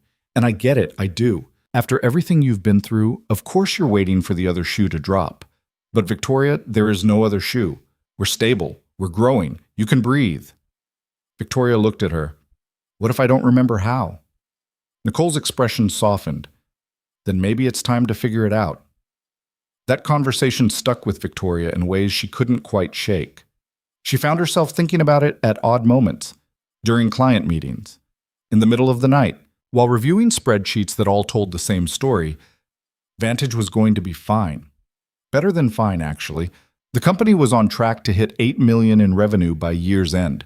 They'd gone from 12 employees to 18, had a wait list of potential clients. The lawsuit was over. The funding was secured. Everything she'd worked for was finally, actually working. So why did she still feel like she was drowning? In early November, Victoria was going through old files when she found the notebook from her motel room days. She'd kept it, though she wasn't sure why. A reminder of rock bottom, maybe. Or evidence that she'd climbed out. She flipped through pages of desperate planning and half-formed ideas, reading words written by a version of herself who'd had nothing and everything to prove. Found the page where she'd written Marcus's words. "When you're the boss." It had been 5.5 years since that morning at Eddie's diner. 5.5 years of clawing her way back, building Vantage, fighting the lawsuit, proving to herself and everyone else that the first failure hadn't defined her. She'd done it. Become the boss. Built something that mattered. And she'd never gone back to thank the man who'd given her breakfast and certainty when she'd had neither. That felt suddenly, urgently wrong. Victoria looked at her calendar. Vantage was stable. The team could handle things for a few days. She had competent people who didn't need her hovering over every decision. She texted Nicole, "Taking a few days off. You're in charge." Nicole's response came back immediately. "About damn time. Don't check email." The next morning, Victoria got in her car, a newer model now, something reliable instead of the rust bucket she'd driven during the dark years, and headed east toward Pennsylvania. She'd looked up Eddie's diner before leaving. It was still there, still operating, same address as 5 years ago. She'd even found a recent review online complaining about the coffee and the surly owner, which suggested some things never changed. The drive took 4 hours through November gray, past towns that looked like they'd been holding their breath since the factories closed. Pennsylvania in late autumn was all bare trees and overcast skies, beautiful in a melancholy way that matched her mood. Eddie's diner looked exactly the same. Same faded sign, same cracked parking lot, same sense that time had stopped here sometime in 1987 and never bothered starting again. Victoria sat in her car for a full 5 minutes, staring at the building. What was she doing here? What did she expect? That Marcus would still be working there? That he'd even remember her? 5.5 years was a long time. People moved on, changed jobs, changed lives. Maybe this was stupid. Maybe she should just drive back to Pittsburgh and forget about it. But she'd driven 4 hours. Might as well go inside. The door chimed when she entered, the same sound she remembered. The interior was unchanged. Same cracked vinyl booths, same yellowing fluorescent lights, same smell of coffee and frying bacon. A waitress Victoria didn't recognize was behind the counter. Young, maybe 20, looking bored. No sign of Marcus. Victoria slid into a booth, not the same one she'd sat in before, though she wasn't sure why that mattered, and picked up a menu she didn't need. The waitress came over. "Coffee? Please?" The girl poured coffee with the mechanical efficiency of someone who'd done this 10,000 times and would do it 10,000 more. "You know what you want?" "Is Marcus working today?" Victoria asked. The waitress frowned. "Marcus?" "He used to work here. Tall, maybe 30-something. Victoria stopped. 30-something 5 years ago meant late 30s now. "I don't know. Does he still work here?" "No Marcus here. Just me, Eddie, and his nephew on weekends." Victoria's stomach sank. Of course. 5 years. People changed jobs, moved, got better opportunities. Why had she assumed he'd still be here? "Do you know where he went, or how I could reach him?" "Lady, I've only been here 6 months. I don't know anything about anyone named Marcus." "Right, sorry, just, can I get eggs? Scrambled. Wheat toast." The waitress wrote it down and disappeared into the back. Victoria sat there feeling foolish. She'd built this moment up in her head, imagined walking in and finding Marcus behind the counter, imagined the look on his face when he recognized her, imagined finally being able to thank him properly. Instead, she was sitting alone in a diner where nobody knew who she was looking for. The eggs arrived. They were fine. Standard diner eggs. Nothing special. She ate mechanically, trying to figure out her next move. A man emerged from the kitchen, late 60s, graying hair, permanent scowl. Had to be Eddie. He looked at Victoria with the suspicion of someone who'd owned a struggling business long enough to distrust anything unfamiliar. "Everything okay?" he asked in a tone that suggested he was asking out of obligation, not interest. "Fine," Victoria said. "Actually, I was wondering, did you used to have someone named Marcus working here? About 5 or 6 years ago?" Eddie's expression shifted. "Marcus Cole? Yeah, he worked here. Good guy. Terrible about giving away free food, but good guy." Victoria's heart jumped. "Do you know where he is now?" "Left about 3 years back, got a job at some factory in Harrisburg. Better pay, benefits. Needed it for his kid." Eddie studied her. "You a friend of his?" "Sort of. He helped me once. I wanted to thank him." "Helped you how?" "Bought me breakfast when I couldn't afford it." Eddie's scowl deepened. "Yeah, that sounds like Marcus, always doing that. Cost him plenty in wages, I docked him for it." But there was something in his voice that suggested he hadn't minded as much as he pretended. "Do you have his contact information?" "No, but his kid went to school around here. You could try the elementary school office. They might have records." It wasn't much, but it was more than she'd had 5 minutes ago. Victoria finished her eggs, paid, and left a tip larger than the meal cost. As she walked out, Eddie called after her. "If you find him, tell him Eddie says hi. And tell him the diner's still standing, despite his best efforts to bankrupt me with free breakfasts." The elementary school was closed for Thanksgiving break. Victoria tried the district office, where a tired-looking woman behind plexiglass explained that they couldn't give out parent contact information for privacy reasons. "I understand," Victoria said. "But is there any way you could contact him? Let him know someone's looking for him? I can leave my number." "We don't do that either. Privacy policies." Victoria tried a different approach. His daughter's name was Zoe. She'd be about 10 or 11 now. Can you at least tell me if she still goes to school in this district?" "I can't tell you anything about current students." Dead end. Victoria spent the next 2 hours trying other angles. The local phone book, finding only a Marcus Cole who turned out to be 73 and definitely not the right person. Social media searches that turned up dozens of Marcus Coles, none with profile pictures that matched her memory. Public records that required more information than she had.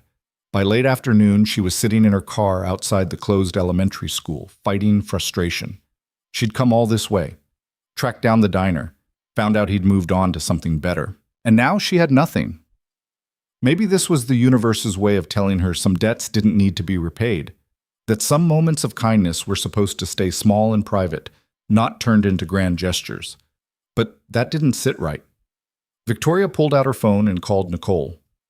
"Thought you weren't checking in," Nicole said by way of greeting. "I'm not. I need a favor. Do we still have that contract with Apex Data Services? The background check company? Yeah, why? I need to find someone. Marcus Cole. Used to work at a diner in Pennsylvania, moved to work at a factory in Harrisburg about 3 years ago. Has a daughter named Zoe, who'd be around 10 or 11. Nicole was quiet for a moment. This is the guy? From the diner? Victoria had told the story once, late one night after too much wine and too many questions about why she'd started Vantage. Yeah, this is the guy. Okay, let me make some calls. Give me an hour. 50 minutes later, Nicole called back. Got him. Marcus Cole, 37, currently employed at Harrisburg Manufacturing Solutions. Daughter Zoe Cole, age 10, attends Franklin Elementary, lives at 247 Oak Street, apartment 2B. Want the phone number? How did you...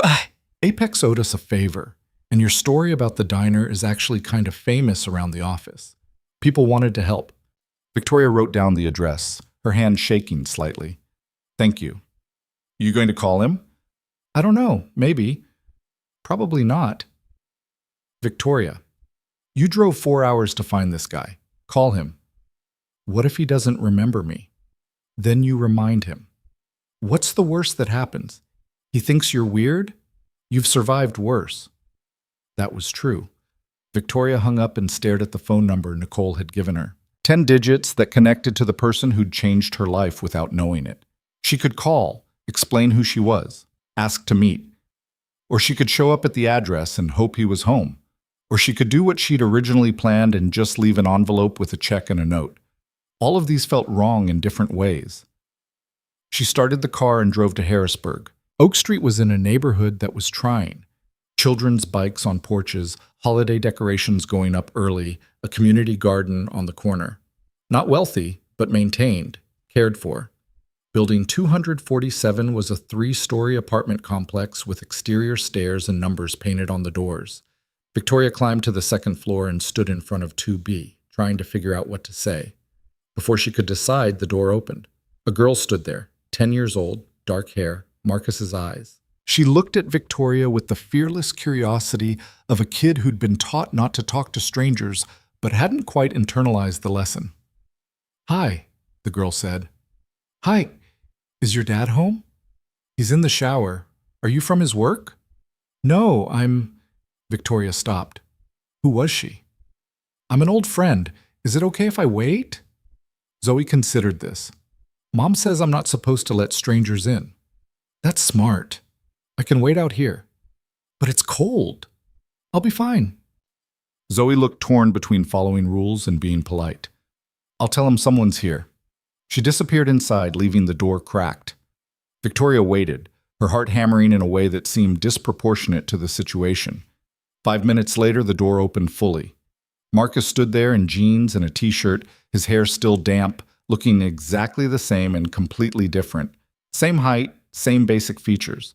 But he'd filled out a bit, looked healthier, less worn down. The shadows under his eyes were lighter. He studied Victoria's face, and she watched recognition dawn slowly. Holy shit, he said. Then, glancing back inside, Sorry, Zoe, I didn't mean... He looked at Victoria again. It's you, from the diner. Victoria, yeah, hi. Marcus stepped out onto the landing, pulling the door mostly closed behind him. What are you doing here? Is everything okay? Everything's fine. Now that she was here, the words felt stuck. You said to pay you back when I was the boss. I'm the boss. So I came to pay you back. He stared at her. That was like 5 years ago. 5.5. You drove all the way here to pay me back for breakfast? Not just breakfast, She stopped, tried again. That morning, I was at the lowest point of my life. I'd lost everything. I was cleaning offices for cash and living in a motel and trying to figure out if I should just give up. And you gave me eggs and told me I'd be the boss someday. Like it was inevitable. Like you could see something in me I couldn't see in myself. Marcus looked uncomfortable. I was just being nice. No, you were being certain. There's a difference. And that certainty, those words, I carried them with me through everything that came after. When I was rebuilding, when I wanted to quit, when a lawsuit almost destroyed my company and I had to decide whether to fight or settle. I kept hearing your voice saying when you're the boss. Not if, when. I don't remember saying it exactly like that. Well, I do. I remember everything about that morning, and I came here to thank you and to pay you back." She pulled an envelope from her coat pocket. "There's a check in here for the meal plus interest for 5.5 years, and a job offer if you want it. My company needs good people, and something tells me you're good people." Marcus took the envelope but didn't open it. "You didn't have to do this." "Yeah, I did." He looked at the envelope, then at her. "You really became the boss?" "I really did. CEO of Vantage Analytics. We do supply chain software for manufacturers. It's not glamorous, but it's real, and it's working." A smile tugged at the corner of his mouth. "I'll be damned." "Are you still at the diner?" "No, I'm at a factory in Harrisburg. Better hours, better pay. Zoe's in a good school. Things are stable." "That's good. That's really good." They stood there awkwardly, the conversation running out of obvious places to go. "Do you want to come in?" Marcus asked. "Meet Zoe properly?" She'd get a kick out of this story. She's always telling me I should help people more. "I don't want to intrude." "You drove 4 hours. Come in. At least let me make you coffee that doesn't taste like Eddie's." The apartment was small but homey. Zoe had claimed most of the living room wall with her artwork. A laptop sat on the kitchen table surrounded by homework. Everything was clean but lived in, the home of someone who was making it work but not trying to impress anyone. Zoe sat at the table, trying very hard to look like she wasn't listening. "Zoe, this is Victoria," Marcus said. "She's the woman I told you about, the one from the diner." Zoe's eyes went wide. "The one you gave free eggs to?" "That's the one." "And you got in trouble with Eddie?" "Little bit." Victoria laughed. "He got in trouble?" "Eddie docked his pay," Zoe said solemnly. $20. Dad said it was worth it." Marcus looked embarrassed. "I didn't know you remembered that." "I remember everything." Marcus made coffee, significantly better than Eddie's, and they sat at the kitchen table while Zoe pretended to do homework and actually eavesdropped on their conversation. "So what happened?" Marcus asked. "After the diner, I mean. I'm guessing it wasn't all smooth sailing if there was a lawsuit." Victoria gave him the abbreviated version. Meridian's collapse, the years cleaning offices, starting Vantage, the lawsuit that almost destroyed everything, winning in court and getting funding to scale. Marcus listened without interrupting, his expression thoughtful. "That's a hell of a journey," he said when she finished. "It was necessary. The first time around, I didn't know what I was doing. I thought I did, but I was just lucky and confident. The second time, I actually learned the lessons." "And you came back here to thank me for eggs?" "I came back to thank you for certainty, for seeing something in me when I couldn't see it myself." "I didn't see anything special. You just looked like someone having a bad day who needed breakfast." "Maybe, but you chose to believe I'd land on my feet, and somehow that made me believe it too." Zoe looked up from her homework. "Dad does that with everyone. He always thinks people are better than they think they are." Marcus ruffled her hair. "That's not true." "It is. You told Mrs. Chen she'd make a great artist even though her paintings are weird. You told Jimmy from your work he'd be a good manager even though he got fired from his last job. You told me I'd be good at math even when I was failing it. And you are good at math now. Because you helped me study every night for like 6 months." Victoria watched them, seeing something that made her chest tight. The easy affection, the comfortable routine, the sense that they were a team. "You've done well," she said quietly to Marcus. "Raising her alone." "Not alone. I've had help. But yeah, she's the best thing I ever did." He looked at Zoe. "Even when she's eavesdropping instead of doing homework." "I'm multitasking," Zoe said primly. They talked for another hour. Marcus told her about the factory job, about Zoe's school, about the slow, steady improvement of their situation. Victoria told him about Vantage's growth, about the team she'd built, about the careful way she was scaling to avoid the mistakes of the past. When Victoria finally stood to leave, Zoe hugged her without warning.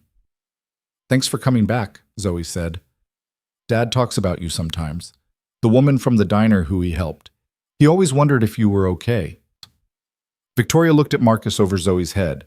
He shrugged, looking embarrassed again. "I wondered," he admitted. "You seemed pretty lost that morning. I hoped you'd figure it out." "I did, because of you." "Because of eggs?" "Because of certainty." At the door, Marcus opened the envelope for the first time. His eyes went wide when he saw the check. Victoria, I can't accept this. It's too much. It's breakfast plus compound interest at 5% annually. I did the math. This is $10,000. Those were really good eggs. Be serious. Victoria met his eyes. I am serious. You gave me something when I had nothing. Now I have something, and I'm paying it back, plus interest. That's how debts work. I don't want your money. Then donate it, or use it for Zoe's college fund, or burn it. I don't care, but I'm not taking it back. She paused at the top of the stairs. And the job offer stands. If you ever want something different than factory work, call me. I meant it. Marcus stood in his doorway, still holding the envelope, looking like he didn't know whether to argue or accept. Thank you, he said finally, for coming back, for remembering, for all of it. Thank you for the eggs, Victoria said, and the certainty. It changed my life. She drove back to Pittsburgh as the sun set, feeling lighter than she had in months. The debt was paid. The circle was closed. She could finally move forward without that weight on her shoulders. Except when she got back to her apartment that night, she realized it wasn't about the debt at all. It was about remembering who she'd been in that motel room, who she'd been cleaning offices, who she'd been during those dark months when giving up would have been easier than continuing, and remembering that at her lowest point, one person had looked at her and chosen to believe. That was the real gift Marcus had given her. Not breakfast, not certainty exactly, but the kind of human decency that said, you matter, your struggle matters, you're worth helping even when there's nothing in it for me. She'd spent 5 years building a company, but sitting in her apartment that night, Victoria realized she'd also spent 5 years becoming someone who could look at others the way Marcus had looked at her, with certainty that they were worth more than their current circumstances suggested. That felt like the real victory. Not the revenue or the employees or the investors or the contracts, but becoming someone who could see people clearly and choose to believe in them anyway. Someone who understood that the smallest acts could carry the weight of entire futures. Someone who knew that kindness wasn't weakness. It was the foundation everything else was built on. Victoria didn't expect to hear from Marcus again. She'd paid her debt, closed that chapter, and figured they'd both move on with their lives the way people usually did after these kinds of encounters. So when her phone rang 3 weeks later with a Pennsylvania number she didn't recognize, she almost didn't answer. Victoria Hale, she said, wedging the phone between her shoulder and ear while she reviewed a contract. Hey, it's Marcus from, well, you know. She sat up straighter, setting the contract aside. Marcus? Hi. Is everything okay? Yeah, everything's fine. I've been thinking about what you said about the job offer. Is that still on the table? Victoria hadn't expected this. Of course, absolutely. What changed your mind? Couple things. First, Zoe won't stop talking about you, keeps asking when the lady who Dad helped is coming back. Second, I looked up your company, read some articles. Seems like you're doing something that actually matters. We're trying. And third, I'm 37 years old and I've been working jobs that pay the bills but don't go anywhere. Factory work is fine. It's stable.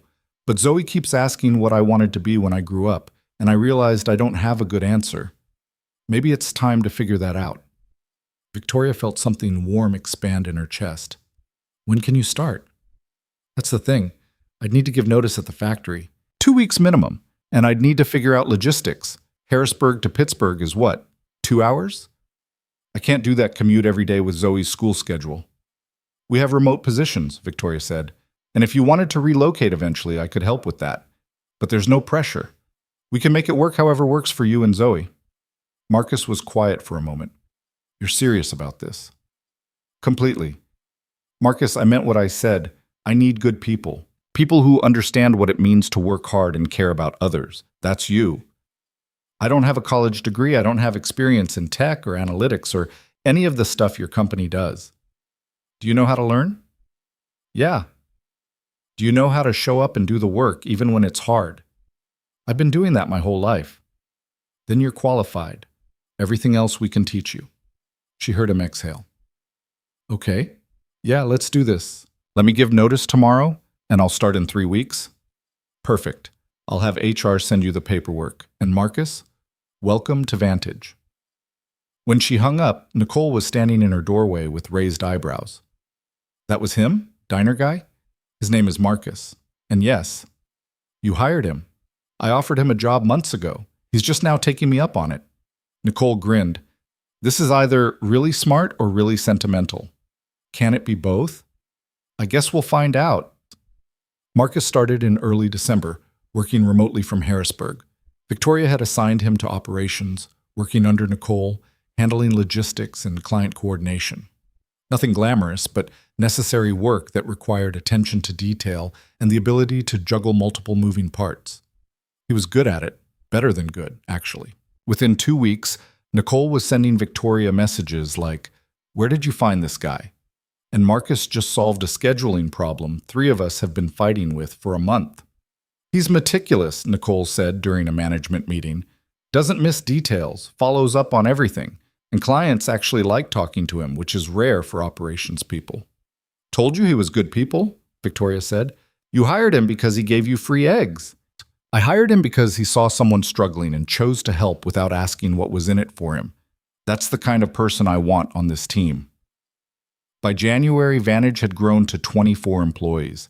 The Fortune 500 contract was going well. 2 more major clients had signed.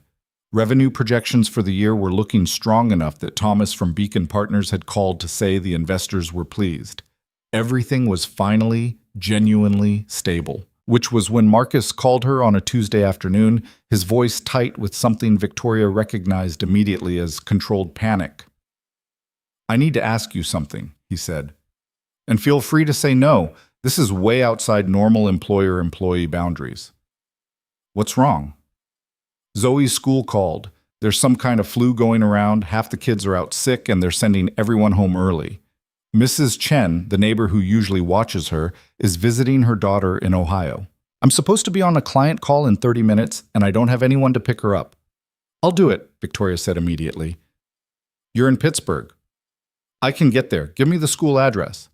Victoria, you can't just leave work to pick up my kid. Marcus, I'm the CEO. I can do whatever I want, and what I want is to help. Text me the address. She grabbed her coat and keys, told Sarah to reschedule her afternoon meetings, and was on the road within 5 minutes. The drive to Harrisburg took just under 2 hours. She found Franklin Elementary easily enough, a brick building with a playground and a sign announcing Home of the Fighting Falcons in faded letters. Zoe was waiting in the office, looking small and worried in a way that made Victoria's chest hurt. Hi, Victoria said, signing the visitor log. Your dad sent me to pick you up. Zoe's face transformed with relief. You came. Of course I came. In the car, Zoe was quiet at first, staring out the window. Then she said, Is Dad in trouble at work? What? No. Why would you think that? Because he had to ask you to pick me up.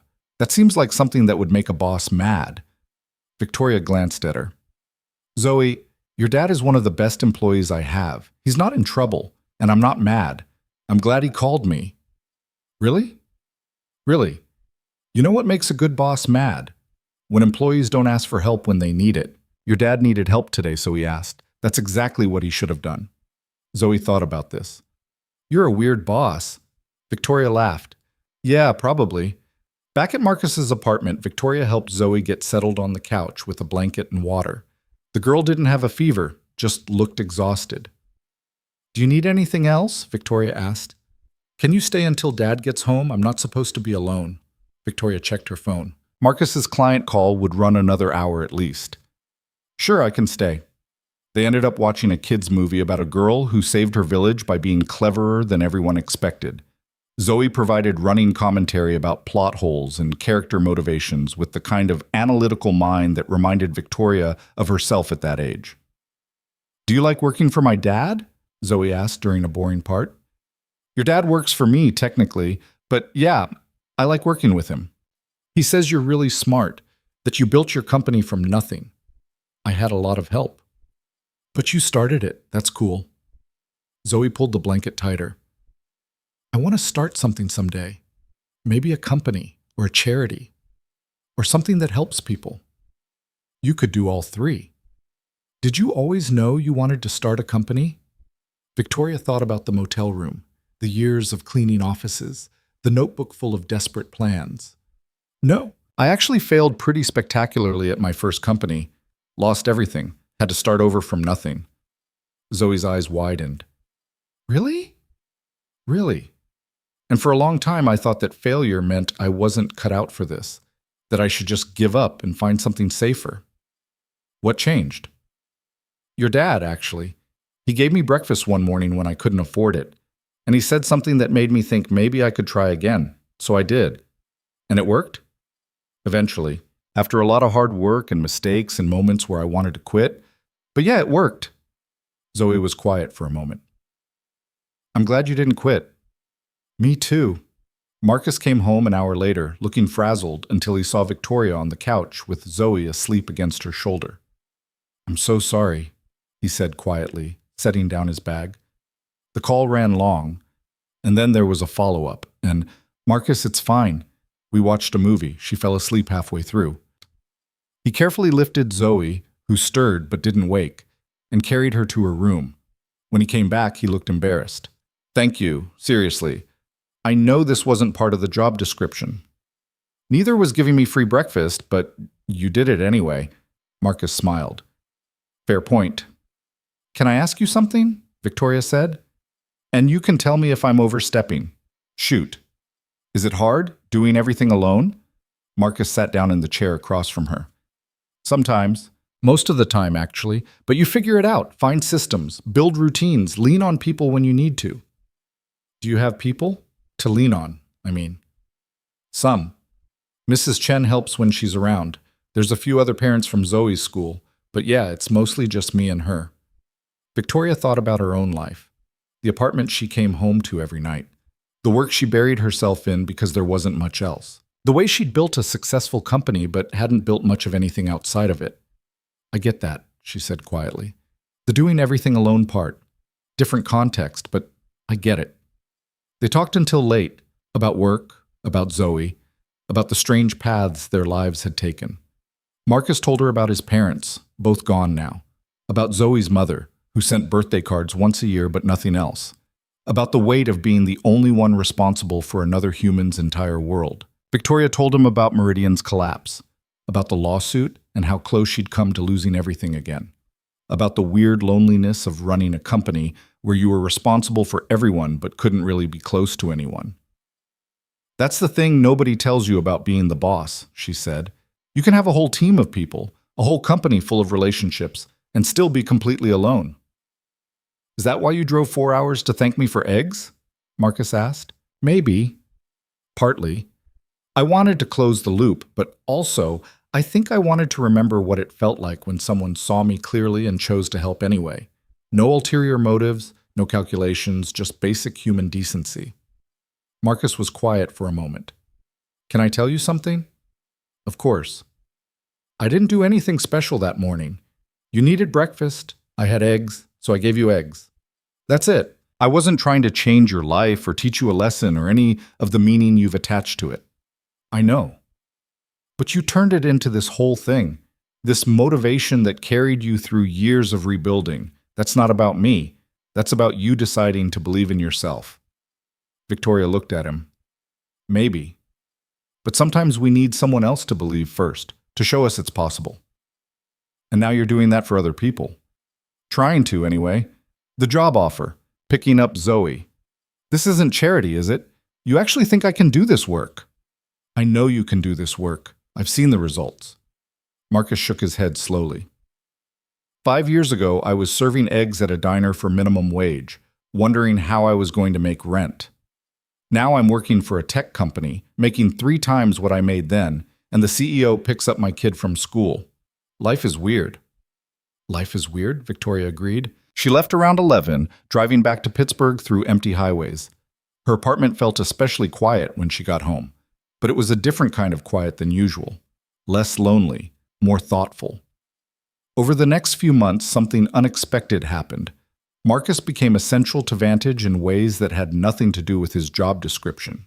He had a knack for seeing problems before they became crises, for smoothing over client tensions, for knowing when someone on the team was struggling and needed support. He's like an emotional operations manager, Nicole said during a leadership meeting. Half the team comes to him with problems instead of their actual managers. Is that a bad thing? Victoria asked. No. It's actually really good, but it's not what we hired him for. Maybe we should change what we hired him for. By spring, Marcus was splitting his time between operations and a newly created role, employee relations coordinator. It meant more responsibility, better pay, and the need to actually come into the Pittsburgh office a few days a week. I've been thinking about relocating, Marcus told Victoria during one of his in-office days. Zoe's school year ends in June. Seems like a good time to move if we're going to. You don't have to. I know, but I want to. The commute is getting old and Zoe deserves to be somewhere with more opportunities. Plus, Pittsburgh's got better schools. Do you need help with the move? Finding a place? Actually, yeah, I don't know Pittsburgh at all. Victoria ended up spending a Saturday driving Marcus and Zoe around to look at apartments. They found a 2-bedroom in a neighborhood with good schools, a park nearby, and rent that Marcus could actually afford on his new salary. This is perfect, Zoe said, running through the empty apartment. Can I paint my room? We'd have to ask the landlord, Marcus said. I'll paint it, Victoria offered. When you move in, whatever color you want. Zoe hugged her. It was becoming a regular thing, these hugs. Victoria was getting used to them. Marcus signed the lease that afternoon. The move happened in July. Victoria showed up with Nicole and James and 3 other Vantage employees who'd volunteered to help. They hauled boxes up 2 flights of stairs, assembled furniture, organized kitchen supplies, hung curtains. By evening, the apartment looked lived in. Zoe's room was painted a soft purple she'd chosen after serious deliberation. Marcus's room had his bed and not much else, which he claimed was exactly how he liked it. They ordered pizza and sat on the floor of the living room. Furniture wasn't delivered yet. And Victoria looked around at her employees who'd given up their Saturday, at Marcus who'd trusted her enough to uproot his life, at Zoe who was chattering excitedly about her new school. This felt like something she'd been missing without knowing it. Community. Connection. The sense that work could be about more than revenue and growth targets. Vantage kept expanding. By September, they had 32 employees and were being courted by a major acquisition offer from a tech conglomerate. The number was staggering, $80 million. Victoria brought it to her leadership team. That's life-changing money, Nicole said, for all of us. The equity distribution alone would set up everyone in this room. But we'd lose control, James countered. Big companies like that, they buy you and gut you. Take the tech, discard the culture. Not always, Thomas from Beacon Partners said on the conference call. Sometimes they let you keep operating independently, and sometimes they don't, Victoria said. I've seen it happen. Watched good companies get bought and destroyed because the acquirer didn't understand what made them work. The debate continued for weeks. The potential acquisition partner made assurances about independence, promised to preserve the culture, offered guarantees in writing. Victoria wanted to believe them, but she'd learned to trust her instincts, and her instincts said this was wrong. She called Marcus into her office one afternoon in October, 6 years almost to the day since he'd served her breakfast. I need advice, she said, and I need it from someone who doesn't have a financial stake in the decision. Okay, Marcus said, sitting down. What's going on? She explained the acquisition offer, the money, the promises, the pressure from investors who saw this as a massive win. What does your gut say? Marcus asked. That we should turn it down. Then turn it down. It's $80 million. So? So that's generational wealth for everyone who has equity, life-changing money. Is that why you built Vantage? To sell it for a big payday? Victoria thought about the motel room notebook, the years of careful building, the team she'd assembled, the culture they'd created. No, she said. I built it to prove I could, to create something sustainable and good. Then there's your answer. The investors will be pissed. Probably, but you're the CEO, and this is your company. What do you want it to be? Victoria looked at him. I want it to be the kind of place where people help each other, where we solve real problems, where we build something that lasts because it's built on the right foundation, not just because it's profitable. Then tell them no. She did. The investors argued. Thomas called her personally to explain how much money she was leaving on the table. The potential acquirer raised their offer to $95 million. Victoria still said no. You're making a mistake, Thomas said. Maybe, but it's my mistake to make. 2 of the investors sold their positions. Beacon Partners stayed, though Thomas made it clear he thought she was being foolish. The team, though, the employees who actually did the work, were relieved. I was already updating my resume, Nicole admitted. Figured we'd get bought, and I'd be out of a job within 6 months. This is better. Even without the payday? Even without the payday. I like working here. I like the people. Money's great, but it's not everything. By November, Victoria realized something had shifted in how she thought about success. It wasn't about valuation anymore, or investor returns, or proving critics wrong. It was about building something that mattered to the people inside it, creating jobs that paid fairly and treated people with dignity, solving problems that actually needed solving. The metrics that used to drive her, growth rates, market share, competitive positioning, still mattered. But they weren't the whole story anymore. The real story was in the small moments. Marcus helping a junior employee figure out a complex client situation. Nicole organizing a company volunteer day at a food bank. Zoe coming to the office after school and doing homework in the break room while employees taught her about their work. The team going out for drinks and actually enjoying each other's company instead of making obligatory small talk.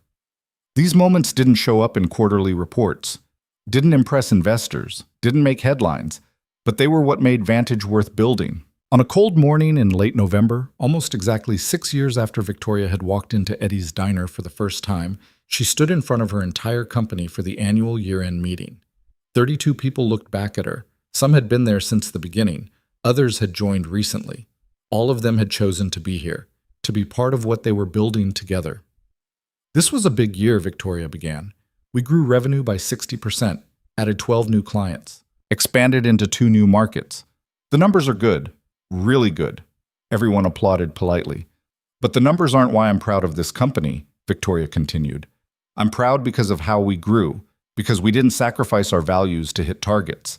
Because when we had the chance to sell for a massive payday, we chose to stay independent and keep building something we believe in. Because every single person in this room shows up and does work that matters, and treats each other with respect, and helps when help is needed. She paused, looking around the room.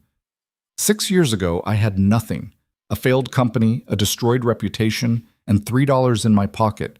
Someone helped me when I needed it most. Not because they had to. Not because there was anything in it for them, just because it was the right thing to do. That moment changed my life, and I've spent the last 6 years trying to build a company that operates on that same principle. Where we help each other, where we see people clearly and choose to believe in them. Where success isn't just about profit, it's about building something we're all proud to be part of. Marcus caught her eye from the back of the room.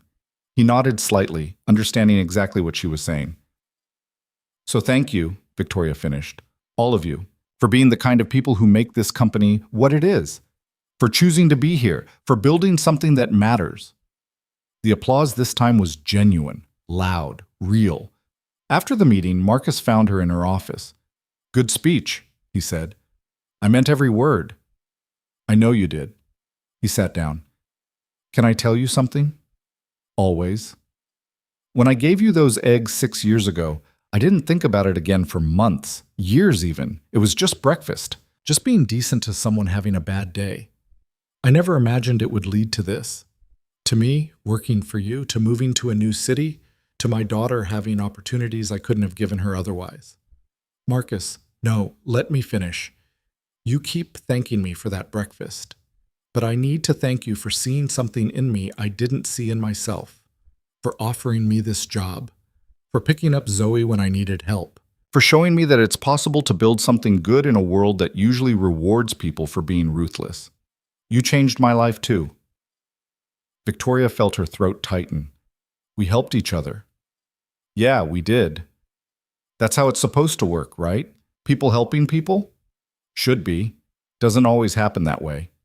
No, Victoria agreed, but sometimes it does.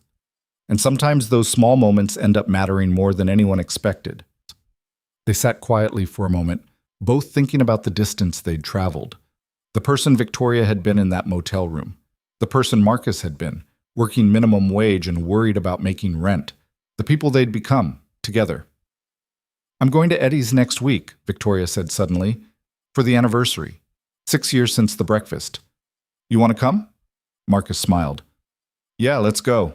They made the drive on a Tuesday morning, taking Zoe with them because she'd insisted and it seemed right somehow. Eddie's diner looked exactly the same. Time had stopped here, or given up trying to move forward. The same waitress from Victoria's previous visit was behind the counter. She didn't recognize them, which was fine.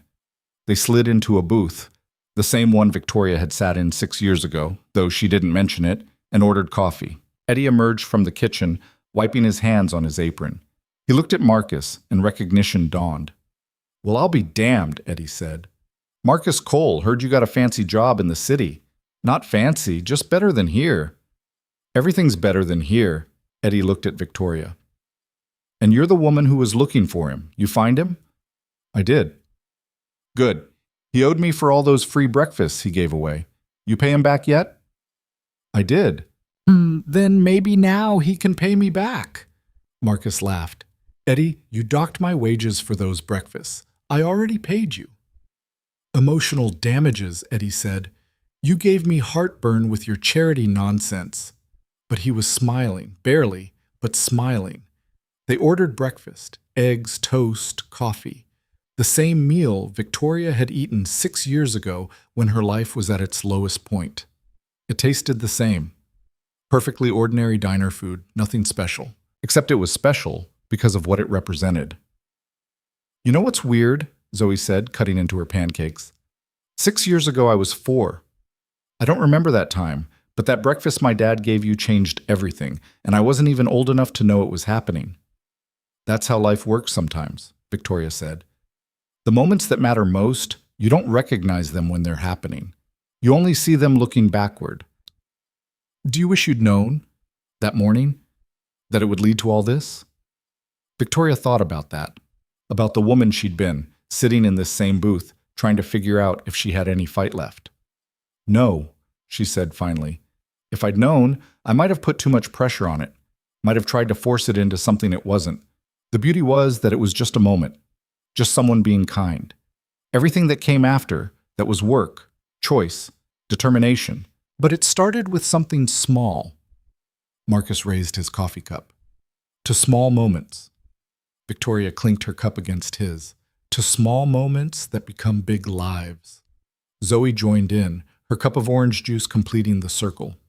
They finished breakfast and paid, Victoria insisted, leaving a tip large enough to make Eddie mutter about rich people from the city, and walked outside into cold November air. The diner sign flickered behind them. Traffic hummed on the highway. The world kept moving, indifferent to their story, filled with millions of other stories just like it, and completely unlike it. "What now?" Marcus asked. Victoria looked at him, then at Zoe, then back at the diner that had accidentally changed both their lives. "Now we go back to work, keep building, keep helping people, keep being the kind of people who see someone struggling and choose to make it a little easier. That's it? That's everything."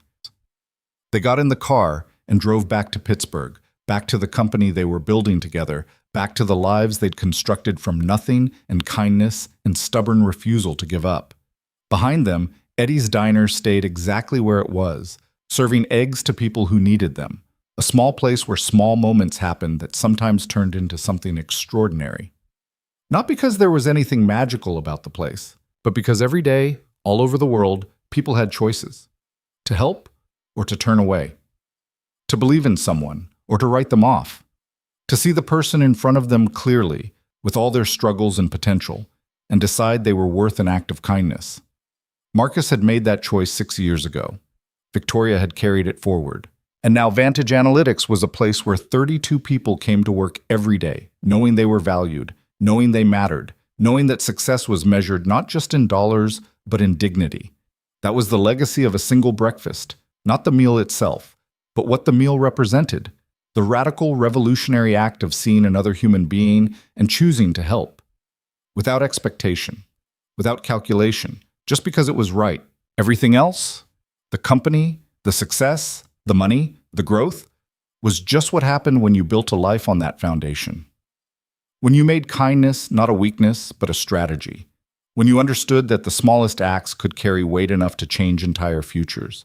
When you looked at someone at their lowest point and chose to believe they'd rise again. Because maybe they would. And maybe your belief would be the thing that made it possible. That was the real story. Not rags to riches, not redemption or triumph or any of the easy narratives people like to tell. Just this. A person helped another person, and both of them became better for it, and the ripples of that moment spread outward in ways neither of them could have predicted or controlled. Small moments, big lives. And the quiet certainty that kindness, real kindness, never disappeared. It just changed form, multiplied, became the foundation everything else was built on. Victoria understood that now, not just intellectually, but in her bones. And she spent every day living it, not perfectly, not without mistakes or doubts or moments of frustration, but consistently, deliberately. With the full knowledge that how you treat people when they're down says more about who you are than any success you achieve. That was what Marcus had taught her in that diner 6 years ago, and that was what she'd carry forward for the rest of her life. The lesson wasn't complicated. It was simple, beautifully, powerfully simple. See people, help when you can, believe they're worth it, and watch what happens when you build a world on that foundation. Not a perfect world, not a world without struggle or pain or failure, but a world where people looked out for each other, where success lifted everyone, not just the person at the top, where a breakfast could change a life, and a life could change a company, and a company could change the way people thought about what was possible. That was enough. More than enough. It was everything.